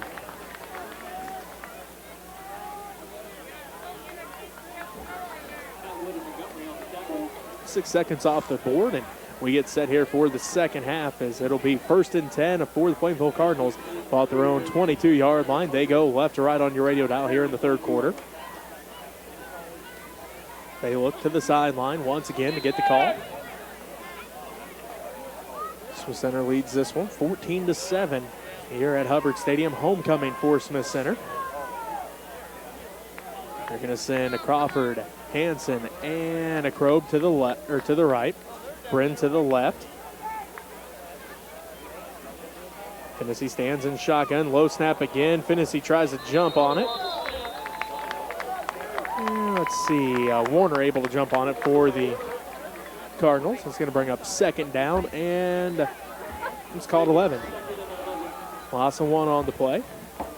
Good heads-up play there by Warner as that ball went kind of through the ankles there of Finney. Warner able to jump on it for a loss of 1, but good heads-up play so the Redmen couldn't get that fumble. Trips to the right. Britton to the left. Fumble on the play again. Finney picks it up, rolls out to his left, pump fake, still on his feet. Now is going to throw it, and an incomplete pass. As that is the second bad snap coming out of halftime here for the Cardinals, as that's a couple plays that I'm sure they didn't want to happen here, as now they are behind the chains here facing this third down. Third down and 11 for the Cardinals. Quick update for you. Victoria all over Lincoln tonight. 70-18 your final. So that old Victoria team is looks like it's back at least this week anyway. So 3rd and 11 for the Plainville Cardinals. 11:44 left to go in the third quarter. Smith Center leads Plainville 14-7. Trips to the right, one man to the left. Warner stands to the right of Finney. Finney rolls out to his right. He's under pressure. Montgomery's tracking him down. He's got a hold of him. Finney breaks free. Finney still on his feet, throws it forward and incomplete as Joel Montgomery had a handful, but Finney able to spin out of it. Montgomery had a handful. Finney spun out of it. Montgomery turned around, eyes locked on the back of Finney, and he was hunting. He was coming quick to Finney, as Finney that time wouldn't have known he was coming. So Finney doing the right thing, tossing that ball out of there quickly, hitting it, making it go to the ground. As 4th down and 11 now for the Plainville Cardinals. Assuming they'll probably punt this one away as the ball's at their own 21. I would say that's probably a good guess. 11:37 left to go in the third quarter. 14-7. Plainville trailing Smith Center as Finney going to drop back to punt. Trenton Colby back deep to receive said punt. Finney under pressure by Montgomery. Finney just gets this punt off, and this one's going to go towards the out-of-bounds line over on the Plainville side, and it will be Redmen football. They got great field position. Ball going to be right at the 50. You know, that looked like it was supposed to be a designed fake punt, but Redmen had so much pressure on there from Montgomery. As normal for punts. As normal. And Finney just kind of rolled and done the last second thing and just dropped it to his foot and booted it out of there. Otherwise, Montgomery might have been able to wrap Finney up on that one as he was coming from behind on that one instead of from the side. But like I said, that looked like a designed fake punt instead of a actual punt. 1st and 10, ball right at midfield for the Redmen. They go right to left on your radio dial. There's the handoff to Atwood. Atwood off the left side. Tries to break the first tackle as Jonah Smith got a hand on him, and then the Cardinals pushing Dak back. A short gain on the play. Jonas Smith. That one hand was all that he really needed as Atwood was going by him, reached out, pulled him back into him as you see Atwood just kind of all of a sudden do a spin right back into Jonas Smith's arms. Second down and 9 for the Redmen. Ball at the Cardinal 49-yard line. 11 minutes of counting left to go in the third quarter. Smith Center leads Plainville 14-7 here at Hubbard Stadium in Smith Center. Kugler split out to the right. Harrison the tight end on the left side. There's the snap. They hand this one off to Atwood again. He's going to be met in the backfield. He's going to dive forward, though. He's going to pick up another yard as that time Ben Hansen had him teed up in the backfield. Atwood done one little move. Picks up a couple. Got through there. That was a great job there by Atwood, making that one little move, getting to the line of scrimmage, getting a couple yards. As you said it, Hansen had him kind of squared up in the backfield. As looking at the Cardinals defense, I believe they're in a 4-4 here, and you know that's one of the defenses that I like to see is the 4-4. It's not. It's a good thing, Rob. It's a good thing Buck in here, right? He'd give me a hard time about that one, but it is one that I like to see. As Colby passes to Kugler. Kugler just barely gets tripped up over on the far sideline as Dewey in coverage does trip Kugler up before he can pick up the first down. Kugler tried everything he could to stay up on his feet. His head got a little over the top of his outstretched arm there, and he toppled over. So it is 4th down and 2. Ball at the Cardinal 42-yard line. This is 4-down territory for the Redmen, Robbie, as they are going to send Kugler out to the right. Harrison the tight end on the left side. Wishbone set behind Trenton Colby as it is Hendrich, Shoemaker, and Atwood. As this time Atwood off the right side, he just picks up the first down as he's going to be brought down by Fennessy, but he will pick up the first down, does Jaden Atwood. Atwood went flying up through there, had the whole Fennessy Superman him as Fennessy hit him from the side. You just seen Atwood, all of a sudden his legs kept going forward and he went to his back. So great job there by Fennessy, able to get over there, read it, get Atwood tackled before he really could get going upfield. Make it easy math for you, Robbie. Ball's at the 40-yard line as it's just inside the 40, but we'll call it 40 for easy math. 9:20 left to go. Smith Center leads 14-7 here in the third quarter as Shoemaker has it. He cuts to the outside. Shoemaker's up the sideline. Shoemaker's still on his feet. He's finally brought down. Not until he picks up a huge gain. He's all the way down to the 10-yard line. That was a nice run there by Shoemaker. Cuts to the outside, got a good gap, and took off. And that sideline, well, running backs hate it as it becomes a tightrope really fast when you got a team pushing you down. And that time, Shoemaker just not able to hold on to the tightrope. So, nose of the ball is grazing the 10-yard line. But again, we'll call it 1st and goal from the 10. Actually, they could pick up a first down here just barely. But the ball is going to be at the 10-yard line. Wishbone set behind Trenton Colby. There's the snap. They hand this one off to Atwood. Atwood off the right side, bounces to the outside. He's stretching for the first down. He's stretched for the end zone. Let's see. Are they going to say he stepped out of bounds? They are going to say that he's just short. And let's see. Are they going to bring the chains out here? They might bring the chains out here. And they are going to bring the chains out. So he's going to be very close to that touchdown instead of just a first down as he is right there with it. Can't quite tell. I believe it's going to be a first down. Nope, just about this much short. I'll say you had the binoculars. I'm trying to look across the field, and it almost looked good. I'm still so blind even with the binoculars I can barely see that. I need stronger binoculars. Or I could just start wearing my glasses, and then I could probably see what Jiffy Burger's serving through the trees. So it's going to bring up 2nd down for the Redmen. 7th play of the drive. Ball is going to be at about the 1.5-yard line. So the Redmen technically could pick up a first down here as they are knocking on the door. I'm going to guess they're probably going to go with a fullback or the quarterback here right through the middle. Wishbone set behind Trenton Colby. There's the snap. They are going to hand it off to Atwood. Atwood lowers his shoulder. He dives forward, and there it is. Touchdown, Redmen. Jaden Atwood, this time from 1 yard out, as the Redmen now extend their lead. They lead 20-7 with 8:50 left to go in the third quarter.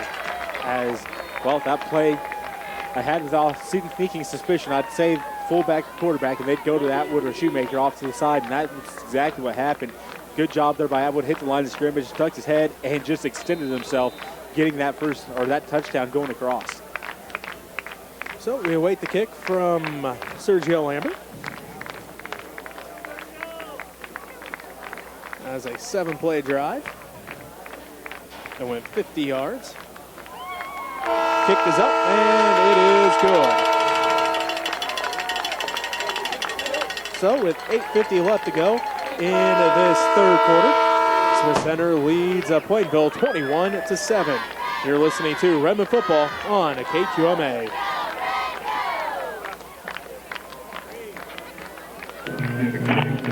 Alrighty.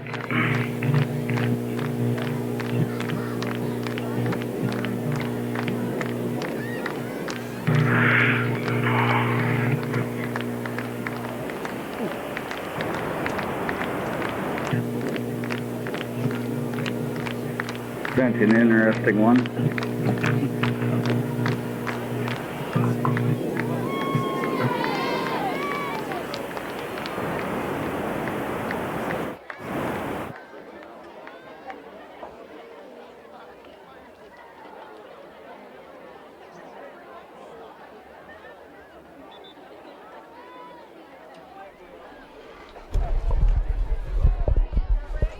I'd like to thank everyone who's contributed to our efforts so far.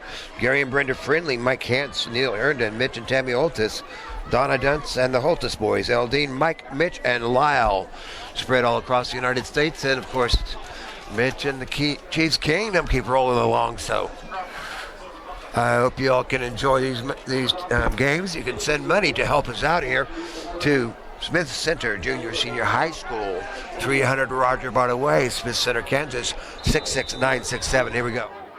So Lambert getting set to kick off here for the Redmen. Booms this one deep, a booming punt for Lambert. And unfortunately for the Redmen, it goes out of bounds at the 10-yard line. Well, I thought that hit Finney's knee and went out of bounds, but either way, the ref was standing right there. It happened literally right in front of the ref. He had the best view of it, so and tough break for him, as that was a good kick there for Lambert. Like I said, I thought it hit the Plainville Cardinals guy that went out of bounds just before it did, and evidently, like I said, ref standing right there on top of it. Well, are Plainville going to make Sergio re-kick this one, Robbie? I mean, looks like it. I'll say why not make through the kick or through the tee back out there. I'll say why not make him kick it again? Maybe you can get some better field position. And they got to push him all the way back. This time he'll kick from the 35-yard line. At least that's where they're standing anyway.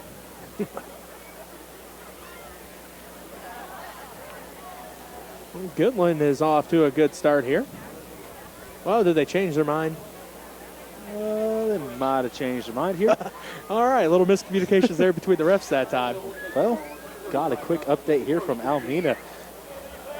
The Huskies making a little bit of a comeback here, as it is 40-12 with 6 minutes left in the third quarter. All right, another update for you in the third quarter. Goodland leads Oakley 14-0. First and 10 for the Plainville Cardinals here at Hubbard Stadium in Smith Center. 8:50 left to go in the third quarter. Smith Center leads this one 21-7. Finney sends twins left, twins right. Warner stands to the left of Finney in shotgun. Again, they are starting this drive at their own 35-yard line. There's a snap. They hand it off to Warner. Warner goes right up the middle. Breaks the first couple of tackles, and then he's going to be brought down after a nice pickup there on first down. You know, Warner does a good job of really reading his blocks. He quick through the hole, and then he just reads where his blockers are and takes off the backside. So he's doing a good job of reading what he needs to read and getting those yards. Ball going to be spotted at the 37-yard line, or excuse me, the 42-yard line. So second down and 3 after the gain of 7. 8:15 and counting left to go in the third quarter. Smith Center leads Plainville 21-7, a battle of 1 versus 2 in Class 1A. Finney in shotgun, trips to the right, one man to the left, and jumped offside, did the Redmen. That, you know, Cardinals using that hard count against the Redmen. Normally it's the other way. And, well, Hutch yelling at Montgomery to come over to the sideline. I'm sure he's telling him, make sure you're paying attention to that ball and tell the other guys as well, as that's the second time the Cardinals win with that hard count. It is encroachment on the Redmen.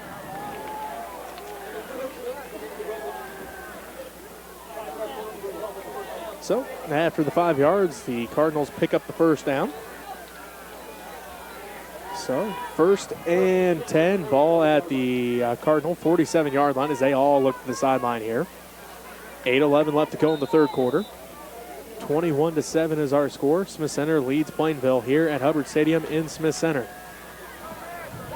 And as it is Finney with trips to the right, one man to the left.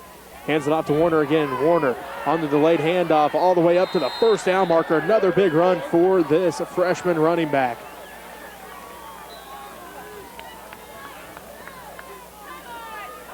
And Montgomery a little slow to get up here for the Redmen as he walks back to his side. It is 1st and 10 for the Cardinals. Ball at the Redmen 42-yard line. As on that play, Montgomery shot the gap. Well, there was a pulling lineman. They caught him perfectly and pancake blocked him. So I'm sure getting a lineman landing on top of you as you're trying to go quick does not feel too great. So trips to the right. Finney rolls to the right. He's going to follow his blockers. Finney on the run. And Charlie Timmons hits him first, and Hendricks comes and finishes him off. But he is going to pick up a nice little gain here on first down. Timmons just got enough of Finney to spin him. As Finney was spinning, just lost his feet and went to the ground. Great job there by Timmons on getting his hands on a hold of him, just to slow him down at least so his teammates could kind of catch up. They put Montgomery back down on the defensive line. Jacob Kirchhoff is the middle linebacker. Hendricks and Conrad the other linebackers. Timmons, Spees the defensive ends. And Montgomery and Atwood the defensive tackles. Lambert, Colby, Kugler, and Shoemaker are your defensive backs for the Redmen. Trips to the right. One man to the left. Finney stands in shotgun with Warner to his left. There's a snap. Finney runs to the far side. That's the left side. He's going to be hit quickly. Scores through, and it's a fumble. It is picked up by Trenton Colby. Colby's at the 50, 45-40. Trenton Colby, he's going to score this time from 68 yards out, but there is a flag on the play, Robbie. There's a scoop and score for 68 yards, but unfortunately for the Redmen, some dirty laundry. Probably going to come back. I'm going to guess it's going to be a block in the back where it's at. But in front of everything, before that penalty, there was great job there by Griffin Kugler up front. He was coming behind Colby, seeing that there's two guys for the Cardinals that had the angle, and instead of trying to make a block on him, he just got in front of him and pretty much stopped. And all of a sudden, those guys had to stop, so they didn't hit him in the back to get a penalty on themselves. And it's a perfect way to block. I mean, if I can't get you where I can actually get my hands on you and push you out of the way, I'm just going to stop. And it worked perfectly for him, allowed Colby to get down the field and walk into the end zone there. But unfortunately for the Redmen, about 10 yards behind that is the flag. As the refs having a discussion here to see what this is dirty laundry is all about.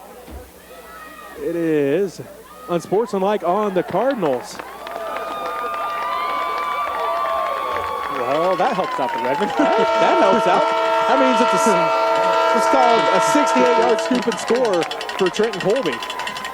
Well, man, unfortunately, that all happened. I sounded real dumb there. That would have been a good one to turn into the Kansas play-by-play. It sounds. That ball just popped out of nowhere, so, I mean, no one's really ready for it. But, once again, Griffin Kugler with that kind of type block thing where he just kind of ran in front, stopped, made the two guys have to slow down and make a different route, letting his teammate get in front of him. Normally, he's on the outside blocking anyway, so he knows the ideas on what to do out there. So that was a perfect player to have following down the field there for Trenton Colby to get that block. Colby scores a 68-yard scoop and score. 6:31 left to go.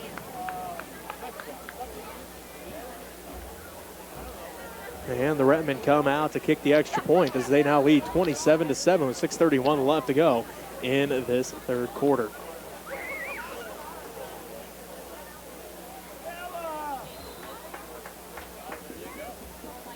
Trenton Colby now the holder for this field goal, for this extra point attempt for Sergio Lambert. Kick is up, and it is good yet again for Sergio as he now makes it 28-7. Smith Center extends their lead on Plainville. We'll take a timeout here. We'll be back with more third quarter action right after this. You're listening to Redmen Football on KQMA. I'd like to thank everybody who came back and posted on Facebook saying that everything was looking good and sounded good. I really appreciate it because I don't always get a lot of feedback when I'm up here. I'm kind of busy doing stuff. I'm kind of getting spaced off here doing the scoreboard. That was one of the things I considered purchasing, but we kind of ran out of cash. There is a device that we can purchase that will queue up with the scoreboard, I believe, but it runs about $600. So it's one little thing at a time. We'll take it as it comes. So I appreciate everyone who has contributed in the past. I hope you'll find it in your hearts to contribute again to help us out here to continue to build and progress and make good things happen. Of course, we'd like to go back to the instant replay and things like that, but the old TriCaster just ain't what it used to be. Subsequently, we're going to high def here, higher resolution, so we get a better picture. But if we wanted to go high def with multiple cameras, it costs about $10,000. So we're not going to go that far unless somebody goes crazy out there and sends us a big old check. You're watching Redmen football on WWW.USD237, Next Tech Channel 165. I'm Alan Donovan with Mark Nebel on the camera. So that penalty enforced on the kickoff. And Sergio booms this one deep, and there's his second touchback of the season. There for a second, I thought he might be putting that to the uprights as well, as it was heading that way. The wind caught it just a little bit, but nice kick there by Lambert to get that one a touchback, make the Cardinals have to start on their own 20. Well, 1st and 10 for Plainville. As Robbie said, ball will be at their own 20-yard line. 6:31 left to go in this third quarter. And some center leads, Plainville 28-7. Quick updates for you. In the third quarter, Garden City's up on Hayes, 27-26. Ellsworth is up on Minneapolis with 4:05 left to go in the third quarter, 21-12. And at the end of 3, Marysville leads Sabetha 34-26. Twins left, twins right for Finney. He stands in shotgun with Warner to his left. There's the snap. He's going to hand it off to Warner. Warner looks to get to the outside. He's met by Charlie Timmons. Breaks the first tackle, but there is Atwood and Kirchhoff to finish him off. Warner tried everything he could to get past Timmons, got past him, but you said it. There was the rest of the Redmen line to roll him up and bring him right back to the ground. So Jacob Kirchhoff back in the ball game here, Robbie. Good to see, because he was one of the Redmen that got hurt in that first game. Now he's back in a middle linebacker, which that means Joel Montgomery gets to go back to the position that he's all stayed at there at defensive tackle. I'm sure he kind of misses the linebacker spot, but at the same time, probably not so much, as he gets to hit people just about as much from that defensive tackle spot. So 2nd down and 10 for the Cardinals. Quick pass out to the left, and it is going to be quickly pushed out of bounds as Hansen will bring up 3rd down for the Cardinals. Gain of a couple on the play. Let's call it 3rd down and 8.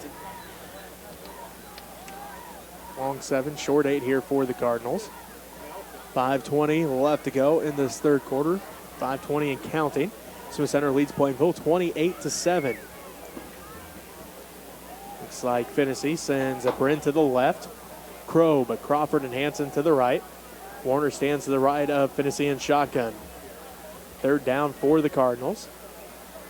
There's the snap. Finney rolls to his right. Finney under pressure again by Montgomery. Passes this one off and incomplete. Trying to find the ref there on the sideline. I knew he was there, but he was covered up by the Redmen players. I lost the play with the sideline again, but I've lost it too. But like I said, I was looking for the ref, and he's about the same height as the Redmen players out there. He was kind of lost. So, going to bring up 4th down and a long 7 for the Plainville Cardinals. Ball at their own 22-yard line. Trenton Colby dropping back to receive the punt from Jordan Finney. Finney was under pressure heavily last time by Joel Montgomery. Gets the snap off with good protection this time. High punt for Finney, though, as all the Redmen players just run away as they heard Peter, Peter, Peter, and they knew to scatter. Otherwise, they were going to get yelled at. So they scattered, took a little bit of a Redmen bounce, and, well, now they have it 1st and 10 at the Cardinal 46. They heard the call, and 10 of the 11 players all ended up at the Plainville bench. So, or a couple of them came this way, too. No, 10 of the 11, like I said. Oh, all right. The only one that I seen was Griff Cougar running at us. The rest of them were over on the Plainville side of the field. Timeout by the Plainville Cardinals. We'll keep this one here to let you know this broadcast is made possible in part by the fiber optic network of Next Tech, providing state-of-the-art communication services to the region for more than 65 years. Next Tech, bring high tech to the high plains. As the Redmen will have the ball. Great field position yet again here in this ball, in this second half. Their second drive.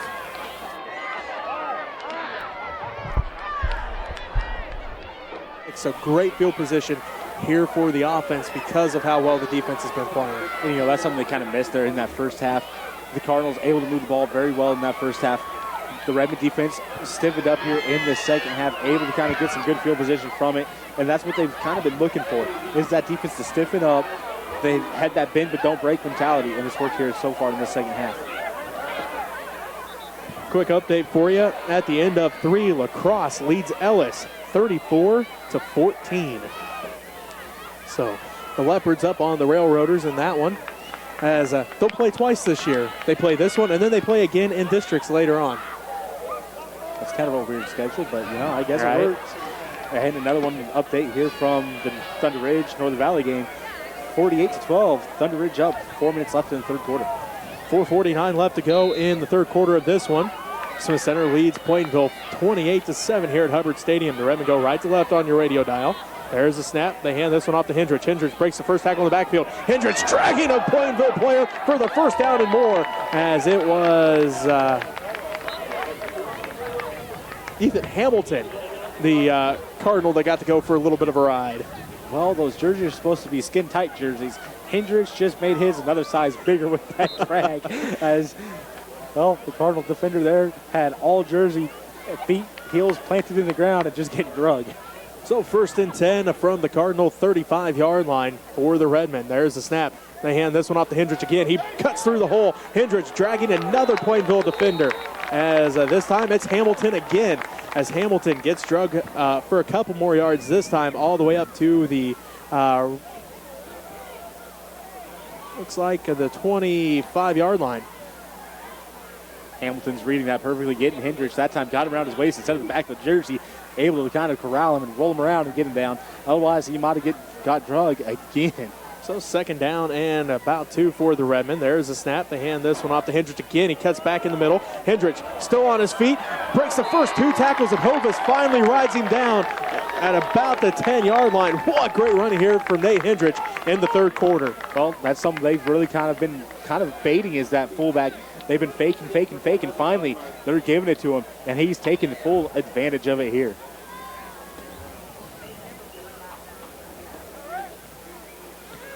Wishbone set behind Trenton Colby. 1st and 10 from the 11. They're going to hand it off to Hendrich again. Hendrich right up the middle. Hendrich gets a nice push from his offensive line, and he's going to be down at about the 5-yard line. Good push there by that offensive line as Hendrich got in between them, and they just kept their blocks, keep pushing the lineman backwards so they can't really get a hold of him, and finally just bringing him down that way. But otherwise, great running here by Hendrich on this drive. 2nd down and 4, ball at the 5-yard line. The Redmen can still pick up a first down without actually scoring here, as they send Kugler out to the right. Wishbone set behind Trenton Colby. 3:08 and counting left to go in the third quarter. So Center leads at 28-7. There's a snap. They're going to hand this one off to Hendrich again. Hendrich going to be met by Rathbun first, and going to call it no gain. Will bring up 3rd down. Tough run there by Hendrich as he got hit the line of scrimmage, got hit, and just bottled up by about 3 different guys. Good job there by the Cardinals, kind of making sure that they're bottling him up there on this one, well, not play there, and making him have to try to figure something out here. 2:35 and counting left to go in the third quarter. 28-7 is our score. There's a snap. They hand this one off to Atwood. Atwood tries to bounce to the outside. He's going to be met by Fennessy and driven backwards. Again, no gain. Will bring up 4th down. Atwood looked to make that cut, but Fennessy quickly filled that hole. And when he filled that hole, he met Atwood's stomach with his shoulder pad, just drove him straight back. Good wrap-up tackle there by Fennessy. So, brings up 4th down and about 4 for the Redmen. Ball still grazing the 5-yard line. The Redmen going to go for it here. 2 minutes and counting left to go in the third quarter. Smith Center leads Plainville 28-7. Wishbone set behind Trenton Colby. There's the snap. They hand this one off. No, Trenton Colby keeps it. He cuts back. Trenton Colby dives forward for at least the first down, and that's what he's going to get. First down run for Trenton Colby. It'll be 1st and goal from the 1. Tough run there by Trenton Colby as he got hit. Had to kind of turn his body, get it lined up with the first down marker, and just lunge. And second effort got him the first down, so good job by Trenton Colby keeping his feet moving, knowing where the stick was to get, and got there. Minute 51 left to go in this third quarter. The Smith Center Redmen lead the Plainville Cardinals 28-7. The Redmen knocking on the door from 1 yard out as Kugler split out to the right. It'll be Wishbone set behind Trenton Colby. Shoemaker, Hendrich, and Atwood. There's the snap. They hand this one off to Hendrich right up the middle. Hendrich dives forward. Touchdown, Redmen. 1:38 left to go in the third quarter. Smith Center scores again. This time they lead 34-7. 8 plays, 46 yards, and pay dirt for Nate Hendrich, this time from 1 yard out. Hendrich had a good drive that time, getting carries of 12, 9, 8, 6, and then 1 and 1 to get into the end zone there. So he done a good job there for the Redmen, really moved the ball there, had 2 of those plays, drug a defender for probably 5 to 6 yards. So Hendrich doing everything that he could to get into that end zone. 8 plays, 46 yards, and pay dirt for Nate Hendrich as Sergio's kick going to be blocked this time, I do believe, so no good. And the score remains 34-7. Smith Center leads Plainville here in the third quarter. You're listening to Redmen football on KQMA. Redmen rolling pretty well here, working things out, making some stuff happen. King Sergio missed that, didn't get a chance to get that up there. A lot of blockers in there. So King Sergio and Queen Jesselyn Kickoff were our king and queen here at this homecoming festivities this afternoon. Remember, the nice thing about Nix Tech and Smith Center USD237.com is you can go back and watch all the festivities that happened there at the auditorium today. Nice speech and presentation by Greg Frank and his daughter Jody. So I hope you all, if you want to go back and check that out, some really positive influences and some good things going on there, and to see the actual king and queen crowning. And of course, all of the Lady Red volleyball matches are on there, except they're kind of bouncy and jumpy because I've had some problems figuring out the proxy settings in some of the remote locations. So I'm pretty much going to just be taking my Nextech phone with me wherever I go and try to stream that way, because it turned out pretty well at the Phillipsburg game.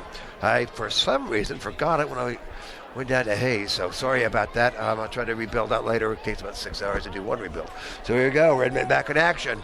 Thank you for all your people watching. Please help and contribute if you can. So Center leads 34-7 over Plainville. Lambert boots this one deep again. Warner picks it up. Fakes the handoff. That is Finney with it. Finney up the Cardinals sideline, and he's going to be brought down right at about the, let's see where they mark him down at. Looks like they're going to mark him down at the 30. Good return there by Finney, able to kind of trick out a couple people, get upfield, and get a good return. So decent starting position here for the Cardinals to get this drive going. So he gets set here.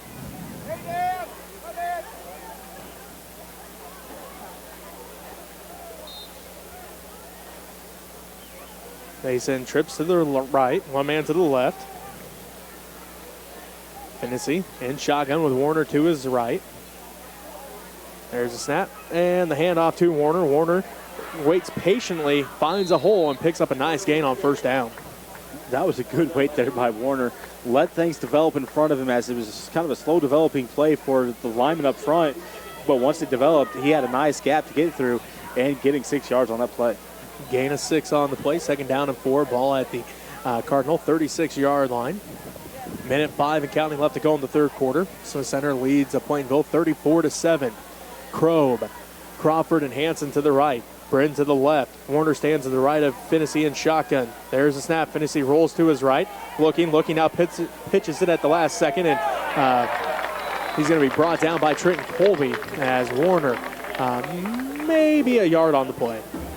Trenton Colby doing a great job there. Got past his blocker, got his blocker on his back where he couldn't be touched again.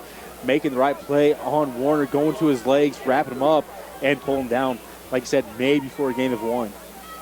Looks like they got that ball set at the 38-yard line, so let's call it 3rd down and 2. 23 seconds left to go in the third quarter. This may be the final play of this quarter. Finney sends twins left, twins right. Warner stands to his left. 15 seconds of counting left to go in the third quarter. And now we have a flag, as it is going to be on the Cardinals, so that'll push them back.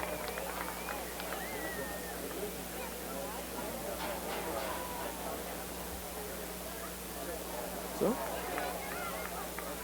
that'll move them back 5 yards. as the Cardinals barely got back up to the line of scrimmage and getting called with that one. So it must have, I believe it was on one lineman. That's who the ref went up and talked to about it. So I'm guessing he went clear in front of the ball and then had to try to backstep before he could get called for it, but the ref quickly with that flag. 9 seconds left to go. Now are the Cardinals even going to be able to get this snap off as Finney still looking to the sideline? 4 seconds, 3 seconds, and the Cardinals just going to let this one run out. That's how the third quarter ends with Smith Center up 34-7. You're listening to Redmen football on a KQMA.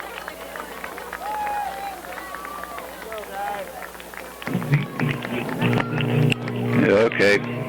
Okay.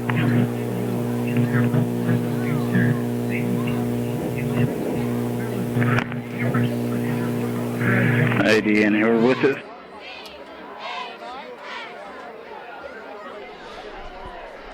So Redmen working pretty hard here to make this happen. Of course, their big stud back, Jared Casey, I talked to him today. And he had surgery last week, so he's going to be out a few weeks with that surgery. And we may be coming up against Plainville in the future because I believe that they are in the same class as we are. Is Plainville 2A or 1A? They're in the same class as us, so districts could come around and see them again, and maybe Jared will be recouped or rehab by that time. Kind of hard to carry a ball with a broken hand and surgery and all that other stuff that goes with it. So good luck with Jared Casey, an outstanding athlete there at Plainville. Hope you enjoy what you're watching. Like I said before, Redmen are going to be in Oakley next Friday night. Cross country is going to be in Beloit. Lady Red are going to be in Smith Center. So hey, everybody local, come on out. Let's pack the gym. Let's show the Lady Red what we think of them. Everybody come out, enjoy the volleyball match. Red Cloud coming to town. JV will start at 5 o'clock, and the Lady Red varsity will be right after that, the completion of that JV match. So everybody come out and enjoy that.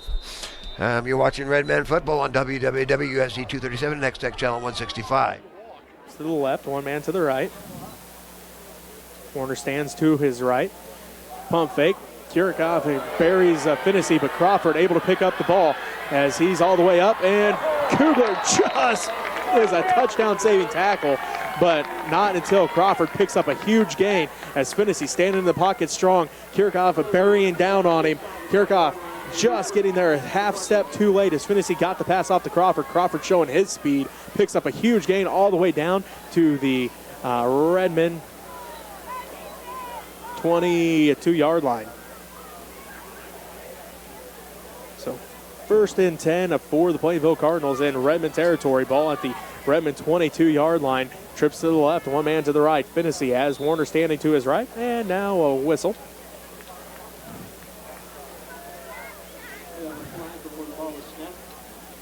See what the whistle is all about here. It is false start on the Cardinals. Their 9th penalty of this ball game. 65 yards worth of penalties. Minute 27 left to go in the ball game. Smith Center leads Plainville 34-7. Finney has trips to the left, one man to his right. That is Warner to the right as they pass this ball out to Bryn. Bryn's going to pick up back to about the original line of scrimmage. Going back to those quick passes out to the outside. Are the Cardinals on that one? Just got the snap, turned, launched out to Bryn. Bryn not able to make a move on it, but able to get those 5 yards though. So, caught 2nd down and 10. Ball back at the 22-yard line.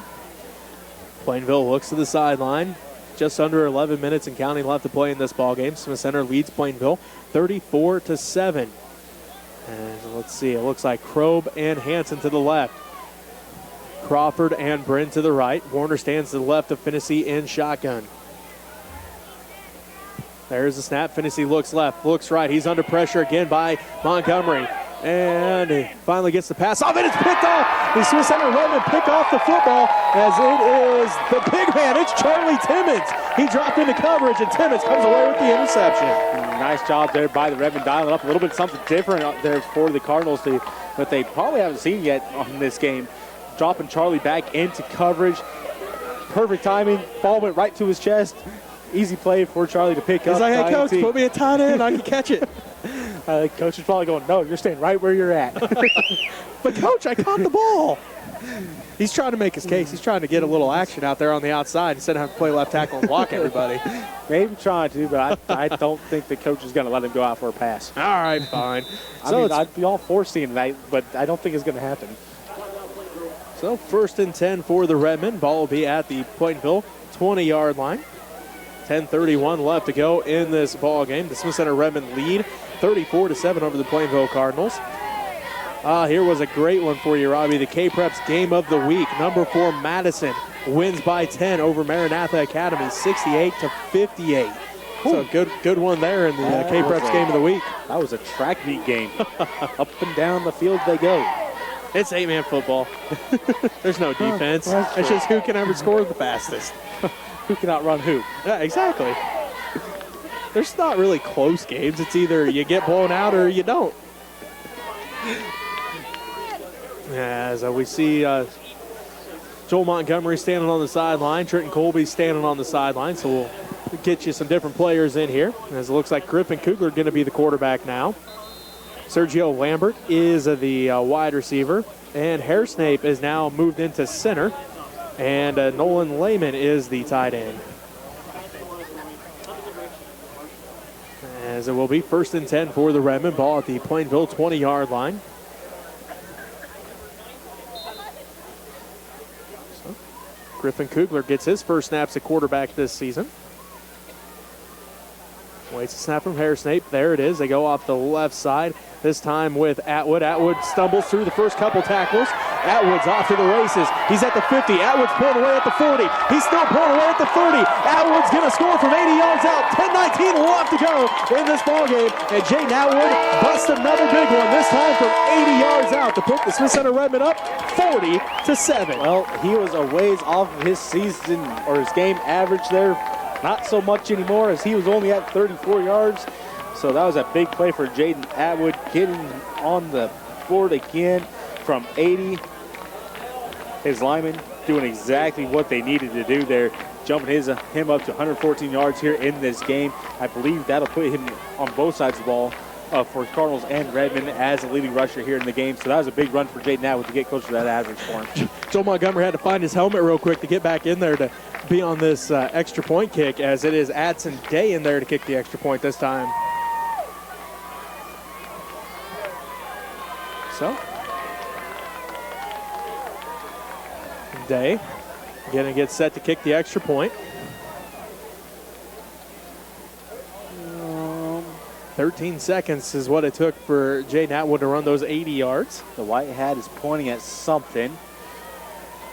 Because Plainville maybe not have enough players, too many players. They call a player, now they wave him back off. Maybe they're having equipment issues because they're all kind of huddled up around one person. There is the whistle. Now we're ready to go. Is Adson Day going to kick the extra point? He's 0 of 1 on the year for extra points. See if he can get this one through. Kick is up and no good. And it will be 40-7. Smith Center leads over the Plainville Cardinals. We'll take a timeout here. We'll be back with more fourth quarter action right after this as you're listening to Redmen football on KQMA. Of course, you have to realize that somewhere down the road in districts, we might come up against Plainville again. So we have to wait and see how that turns out. I'd like to thank the folks, the people who have contributed. The Holtis boys, Eldine, Mike, Mitch, and Lyle. Donna Duns, Mitch and Tammy Holtis, Neil and Karen Earned, and Mike Hentz, Gary and Brenda Freeling. Thank you for your contributions to help us out here. I hope everyone who's watching out there can contribute to help us out. We did stream the Stockton game last week and the Norton game, matches, volleyball matches, so people at home could watch those. And once we do that, you can pull some of those off and put them on their own TV. So I'd like to thank everyone who has helped out here and making good things happen for Redmen and Lady Red. So we're doing the best we can with what we got, so hope you all enjoy it. And we'll be back in action here. Jacob Conrad still out there, so A lot of the same kickoff players, but there will be a few different as I'll try to catch all these for you. We see Nathan Raby's in there.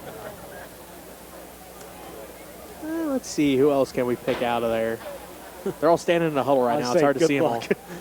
As here comes Kickoff along with Jackson Pickney. Also out there is Jake Sass, Trenton Colby, Jacob Conrad. Looks like Nathan Yeager, Nathan Raby, Griffin Kugler, and Colton Shoemaker.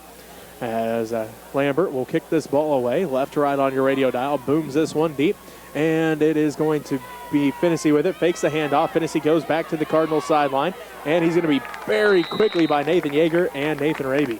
I think good job there by the two getting down the field quickly, able to get him followed up there as it was Raby that hit him first, and you hit him in the legs, and Yeager right there to make sure that he didn't go any farther after he got past Raby. So great job by the two coming in there, getting some quick action. Ball going to be at their own 23-yard line for the Plainville Cardinals. 10-12 left to go in this ball game. Smith Center leads 40-7. As Lehman, Montgomery, Atwood, and Spees on the defensive line. Conrad, Kierkoff, and Hendricks, the linebackers. It is Kugler along with Colby. Also out there is Shoemaker and Lambert, the defense for the Redmen. They go trips to the left, one man to the right. Finney stands in shotgun. He's going to hand it off to Warner. Warner breaks through the first tackle, and then Shoemaker's going to get the shoestring tackle, and he is going to pick up the first down, though, is Warner. So bring up 1st and 10, ball at the Cardinal 34-yard line as Montgomery comes to the sideline. Jake Sass comes back in. As Atwood comes to the sideline, Shoemaker comes to the sideline, Spees comes to the sideline. On the line will be Sass, Lehman. Also out there will be Chuck Bailey and Nathan Raby. Taking Shoemaker's spot over on the far side is Nathan Yeager in the secondary. Trips to the left for the Plainville Cardinals with 9:45 left to go in this ball game. Smith Center leads it 40-7. One man to Finney's right. Finney going to keep it. Finney right up the middle. He's at the 50. Breaks the tackle at the 50. He's at the 45. Finney still on his feet at the 40. Jump cuts at the 35. Finney's at the 30. 25-20. Jordan Finney up the far sideline. Trenton Colby going to be the saving tackle for the Redmen. All the way up to the Redmen. Right about the 10-yard line. A huge run that time for Jordan Finney to pick up the first down. 1st and 10 for the Plainville Cardinals as they are in the red zone yet again. As Raby, Lehman, Bailey, Sass, and Yeager all come back out. And Atwood, Montgomery, Spees, Timmons, and Shoemaker all go back in. As well, big play happens, you get the starters back in there. The Redmen were trying to kind of get some second guys in there, get them some experience, but of course they don't want to let up any to this Cardinal team as well. Well, Marysville knocks off Sabetha tonight 40-32, so down goes number 1 in Class 3A. Finney tried to hand it off to Warner. Finney instead going to keep it, tries to fight forward, and he's going to be brought down by Hendricks and Atwood.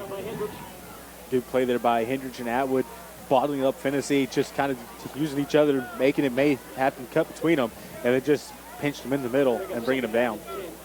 So no gain on the play. Now here comes Raby, Bailey, Yeager, along with Sass, Lehman, and also Bentley Montgomery into the ball game.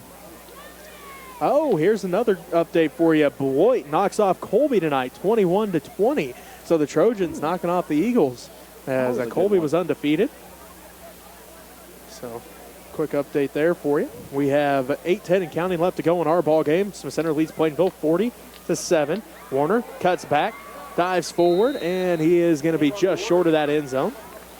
Low snap there for Finney to get a hold of, but able to barely get a hold of and get it into Warner's stomach as Warner went flying past him. So 3rd down for the Plainville Cardinals. 3rd and goal from the 1.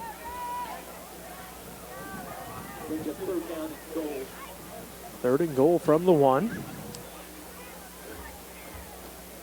As the Cardinals look to the sideline. Oh, correction. Colby defeats Beloit 21-20.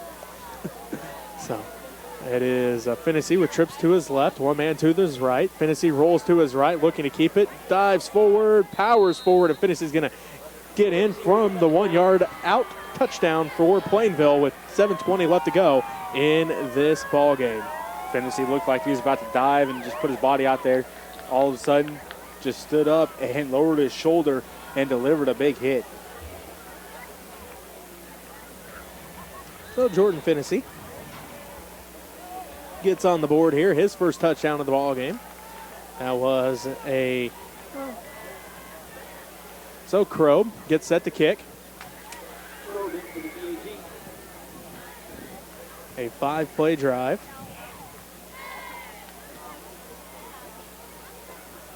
Crow's kick is up, and it is good.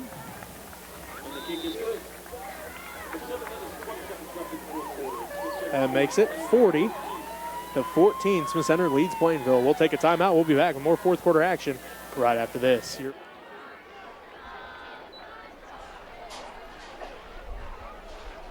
Yeah, Shannon earlier announced that the play is going to be the 9th and 10th of November. It's a kind of a spoof on Robin Hood with lots of characters and many of the talented young seniors in that play this year. Hope y'all can make it out. Set your calendars for November 9 and 10. I talked to Lizzie and Emma who are in the play, and they're doing some read-throughs and things like that last week. So hope y'all can make it out to that. Support the locals.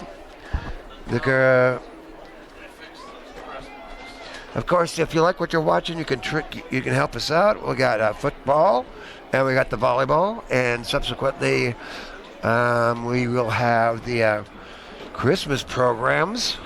I know it's pretty early to start thinking about Christmas, but the Christmas programs are coming up right after football. The end right after Thanksgiving. The first Monday typically is the K-3, so we're back in action. It was 48-2, your final in that one. Also, a quick update: Riley County defeats Rossville 34-15. As a Kugler going to pick this one up at the 15. He's up to the 20, up to the 25, cuts back outside, trying to get to the 30, and he's going to be brought down by Crawford and Hanson. Kugler tried everything he could to get out of those tackles, as he had the stiff arm out there using every little bit of his arm that he could as they're trying to get it in on his legs, able to finally do so and just kind of trip him up. Nice run by Kugler, trying to get his hands out there to do something. So let's see who Coach Sass has in on this one, as it looks like Sergio Lambert back in at wide receiver. Kugler will be quarterback. Jacob Kirchhoff is the fullback. Shoemaker and Atwood are the running backs. Lehman the tight end on the left side. Hairsnape the center. Still Conrad, Rothschild, Timmons, and Spees the offensive line. They are going to hand this one off to Kirchhoff. Jacob going to fight forward for about a gain of 4. Here is your final from Phillipsburg. Norton knocks off the Panthers 39-14. So Norton getting their second win of the year. It's been a long time since Phillipsburg's lost 2 in a row. I looked, the last time they lost 2 in a row was 2011. I couldn't find the last time they lost 3 in a row. Also a final for you. Goodland picks up their first win as they knock off Oakley 21-20. There's the snap. They hand it off to Kirchhoff again. He lowers his shoulder. Goes over the top of Hamilton that time. Going to be close to that first down marker. They may bring the chains out here for the call here. We'll wait to see what happens as Bentley Montgomery comes in. Jake Sass comes in. Kirchhoff comes to the sideline. It's good to see Jacob out there at fullback as well. Seeing that he may be fully back here for the Redmen as he started this season, then got hurt, and we didn't see him last week, but he does pick up the first down there. So it's 1st and 10 for the Redmen, ball at the Redmen 35-yard line.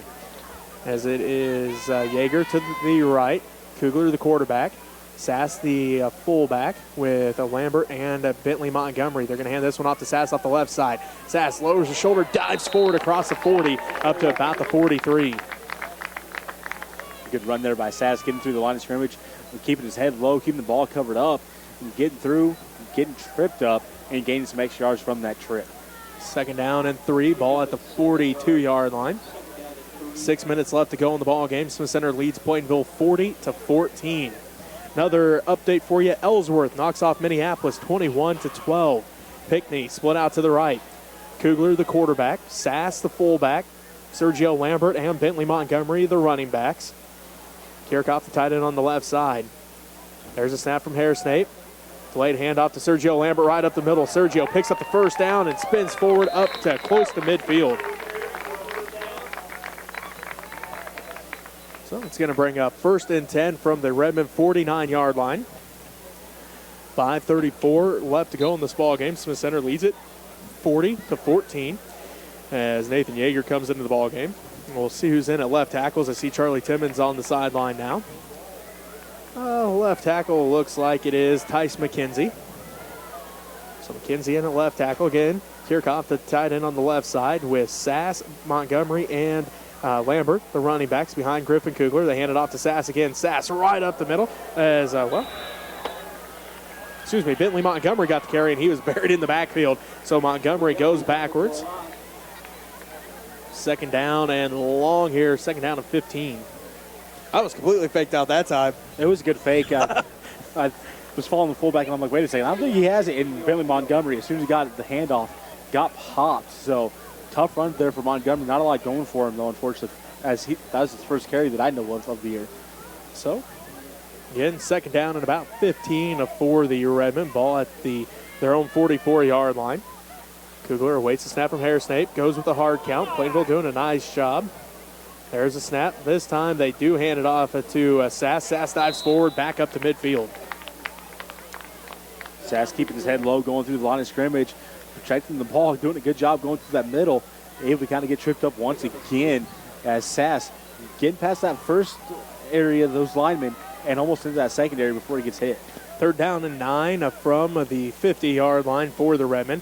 Another quick update for you. Into the 3rd quarter, Hoisington up on TMP 42-12. Just under 4 minutes left to go in our ball game. Smith Center leads Plainville 40-14. Griffin Kugler in at quarterback. Yeager out wide to the right.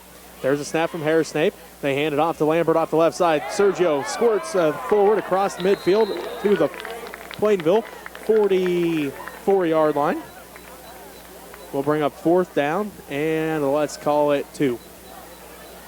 Jackson Pickney brings the play in for the Redmen. 3.5 minutes and counting left to go in the ball game. Smith Center leads Plainville 40-14. Another final in for you from one of the Mid-Continent League teams. At this time, 8-man action. Clifton Clyde knocks off Hill City 50-22. Pickney to the right. 4th down and 2 for the Redmen. There's a snap. They hand this one off to Sass. Sass pulls his way forward up to the 40-yard line. He's going to pick up the 1st down for the Redmen. Tough run by Sass as he was in the midst of everyone there as he had Redmond linemen, Cardinal linebackers all around him, able to get the 1st down. So brings up 1st and 10 for the Redmen. Ball at the Plainville Cardinal 40-yard line. 3:05 left to go in this ball game. Smith Center leads Plainville 40-14. Smith Center, the number 1 team in Class 1A, 3-0 on the year. Plainville, the number 2 team in Class 1A, 3-0 on the year. Kugler comes to the sideline. Yeager goes to quarterback. Pickney split out wide to the right. Kierkoff, the tight end on the left side. Sass, Lambert, and Bentley Montgomery, the running backs behind Yeager. Yeager fumbles the snap. He's going to pick it up, tries to make something out of nothing. Well, the Plainville defense is going to bury him in the backfield. Ball going to be pushed back at about the 46-yard line. Going to bring up 2nd down and let's call it 16. Balls. Tough one there for Yeager as that came kind of on an angle towards him, hit the outside hand, just able to pick it up, and as he turned around, the Cardinals were right there on top of him. So, 2:13 and counting left to go in this ball game. Smith Center leads Plainville 40-14. It is Pickney split out to the right. Yeager, the quarterback, with the wishbone set behind him. They await the snap from Harris Snape. There it is. They are going to hand it off to Sass again. Sass still fighting forward. He's back to the original line of scrimmage, still fighting for extra yards, and he's going to pick up a couple extra as Sass fighting forward. Still going to bring up 3rd down, though, for the Redmen. 3rd down and 8 for the Redmen. Ball at the Cardinal 38-yard line. Kierkoff comes to the sideline. 1:35 and counting left to go in this game. Smith Center leads Plainville 40-14. Yeager awaits the snap. There it is. Gonna hand this one off to Lambert. Lambert gonna break the first tackle. He's going to get up to the 35, inside the 35 to about the 34. Nice job by Lambert. Kind of delayed handoff to him. Able to get past that first tackle that had him wrapped up pretty good. Got up there, got some good yards off of what could have been a loss. So let's call it 4th down and 4 for the Redmen. 1 minute and counting left to go in the ball game. Smith Center leads Plainville 40-14. Yeager looks to the sideline. Now Pickney going to bring the play in. The Redmen taking their time here, letting the clock run. As they got the ball to start this drive, Robbie, with 7:13 left to go in this ball game. They started at their own 15-yard line. Yeager awaits the snap. Hands it off to Sass. Sass fighting forward, dives forward. It looks like they are going to mark him just about a yard short, though. We'll see. Wait on the official call here. And that is going to be a turnover on downs. So Plainville regains possession with the ball at their own 31-yard line. With 31 seconds left to go in the ball game. Smith Center leads Plainville 40-14 as it is Sass, Bailey, Lehman, Kickoff, Yeager, Freddie Lambert, Hendrich, Bentley Montgomery, Griffin Kugler, and Jackson Pickney out on the defensive side of things for the Redmen. Now Nathan Raby runs in late to take that other defensive tackle position. 31 seconds left to play. Smith Center leads Plainville 40-14 as the coach is now telling their secondary, hey guys, go ahead and scoot back a little bit here. Let's play some prevent with 31 seconds left to go in this ball game. His twins left, twins right for Fennessy. He's got Warner standing to his right. Fennessy gets the snap, looks right, still looking right. Now going to throw over the middle. It is Warner. Warner's going to be brought down quickly by Kickoff. As that was a good idea there by the coaching staff. Get their guys back a little bit. Make sure they can't go deep. Make sure everything stays in front of you. Fennessy picking up a quick 5 yards on that pass. So Smith Center leads it 40-14, and, well, that looks like it's going to do it, Robbie, as Plainville walks to their sideline. Smith Center wins 40-14 over the Plainville Cardinals. We'll take a timeout. We'll come back, wrap things up here from Hubbard Stadium right after this. You're listening to Redmen Football on KQMA and the World Wide Web. Well, thank you everyone for watching. I hope you enjoyed what you're seeing. And Redmen really put it together tonight. Hope you can come out and watch the game live. It's kind of exciting and kind of fun, but I know some of the folks can't get out and get around very well, so they watch at home. They watch at the old folks' home and stuff like that, or whatever they call is the political correct term for the places where the folks hang out. They watch it in the bars. They watch it all over. So if you'd like to help us out, you can send money to Smith Center Junior Senior High School, 300 Roger Barta Way, Smith Center, Kansas. I'd like to thank Mark Nabel for the fine work he did with the camera tonight. I'm Alan Donovan. I'll be on the bus at 7 o'clock in the morning with the volleyball girls headed to Hoisington. You're watching Redmen Football on www.usd 237 and Next Tech Channel 165. Go ahead and follow the boys out there, Mark. And they'll do their gathering, and then they'll do their whoop whoop.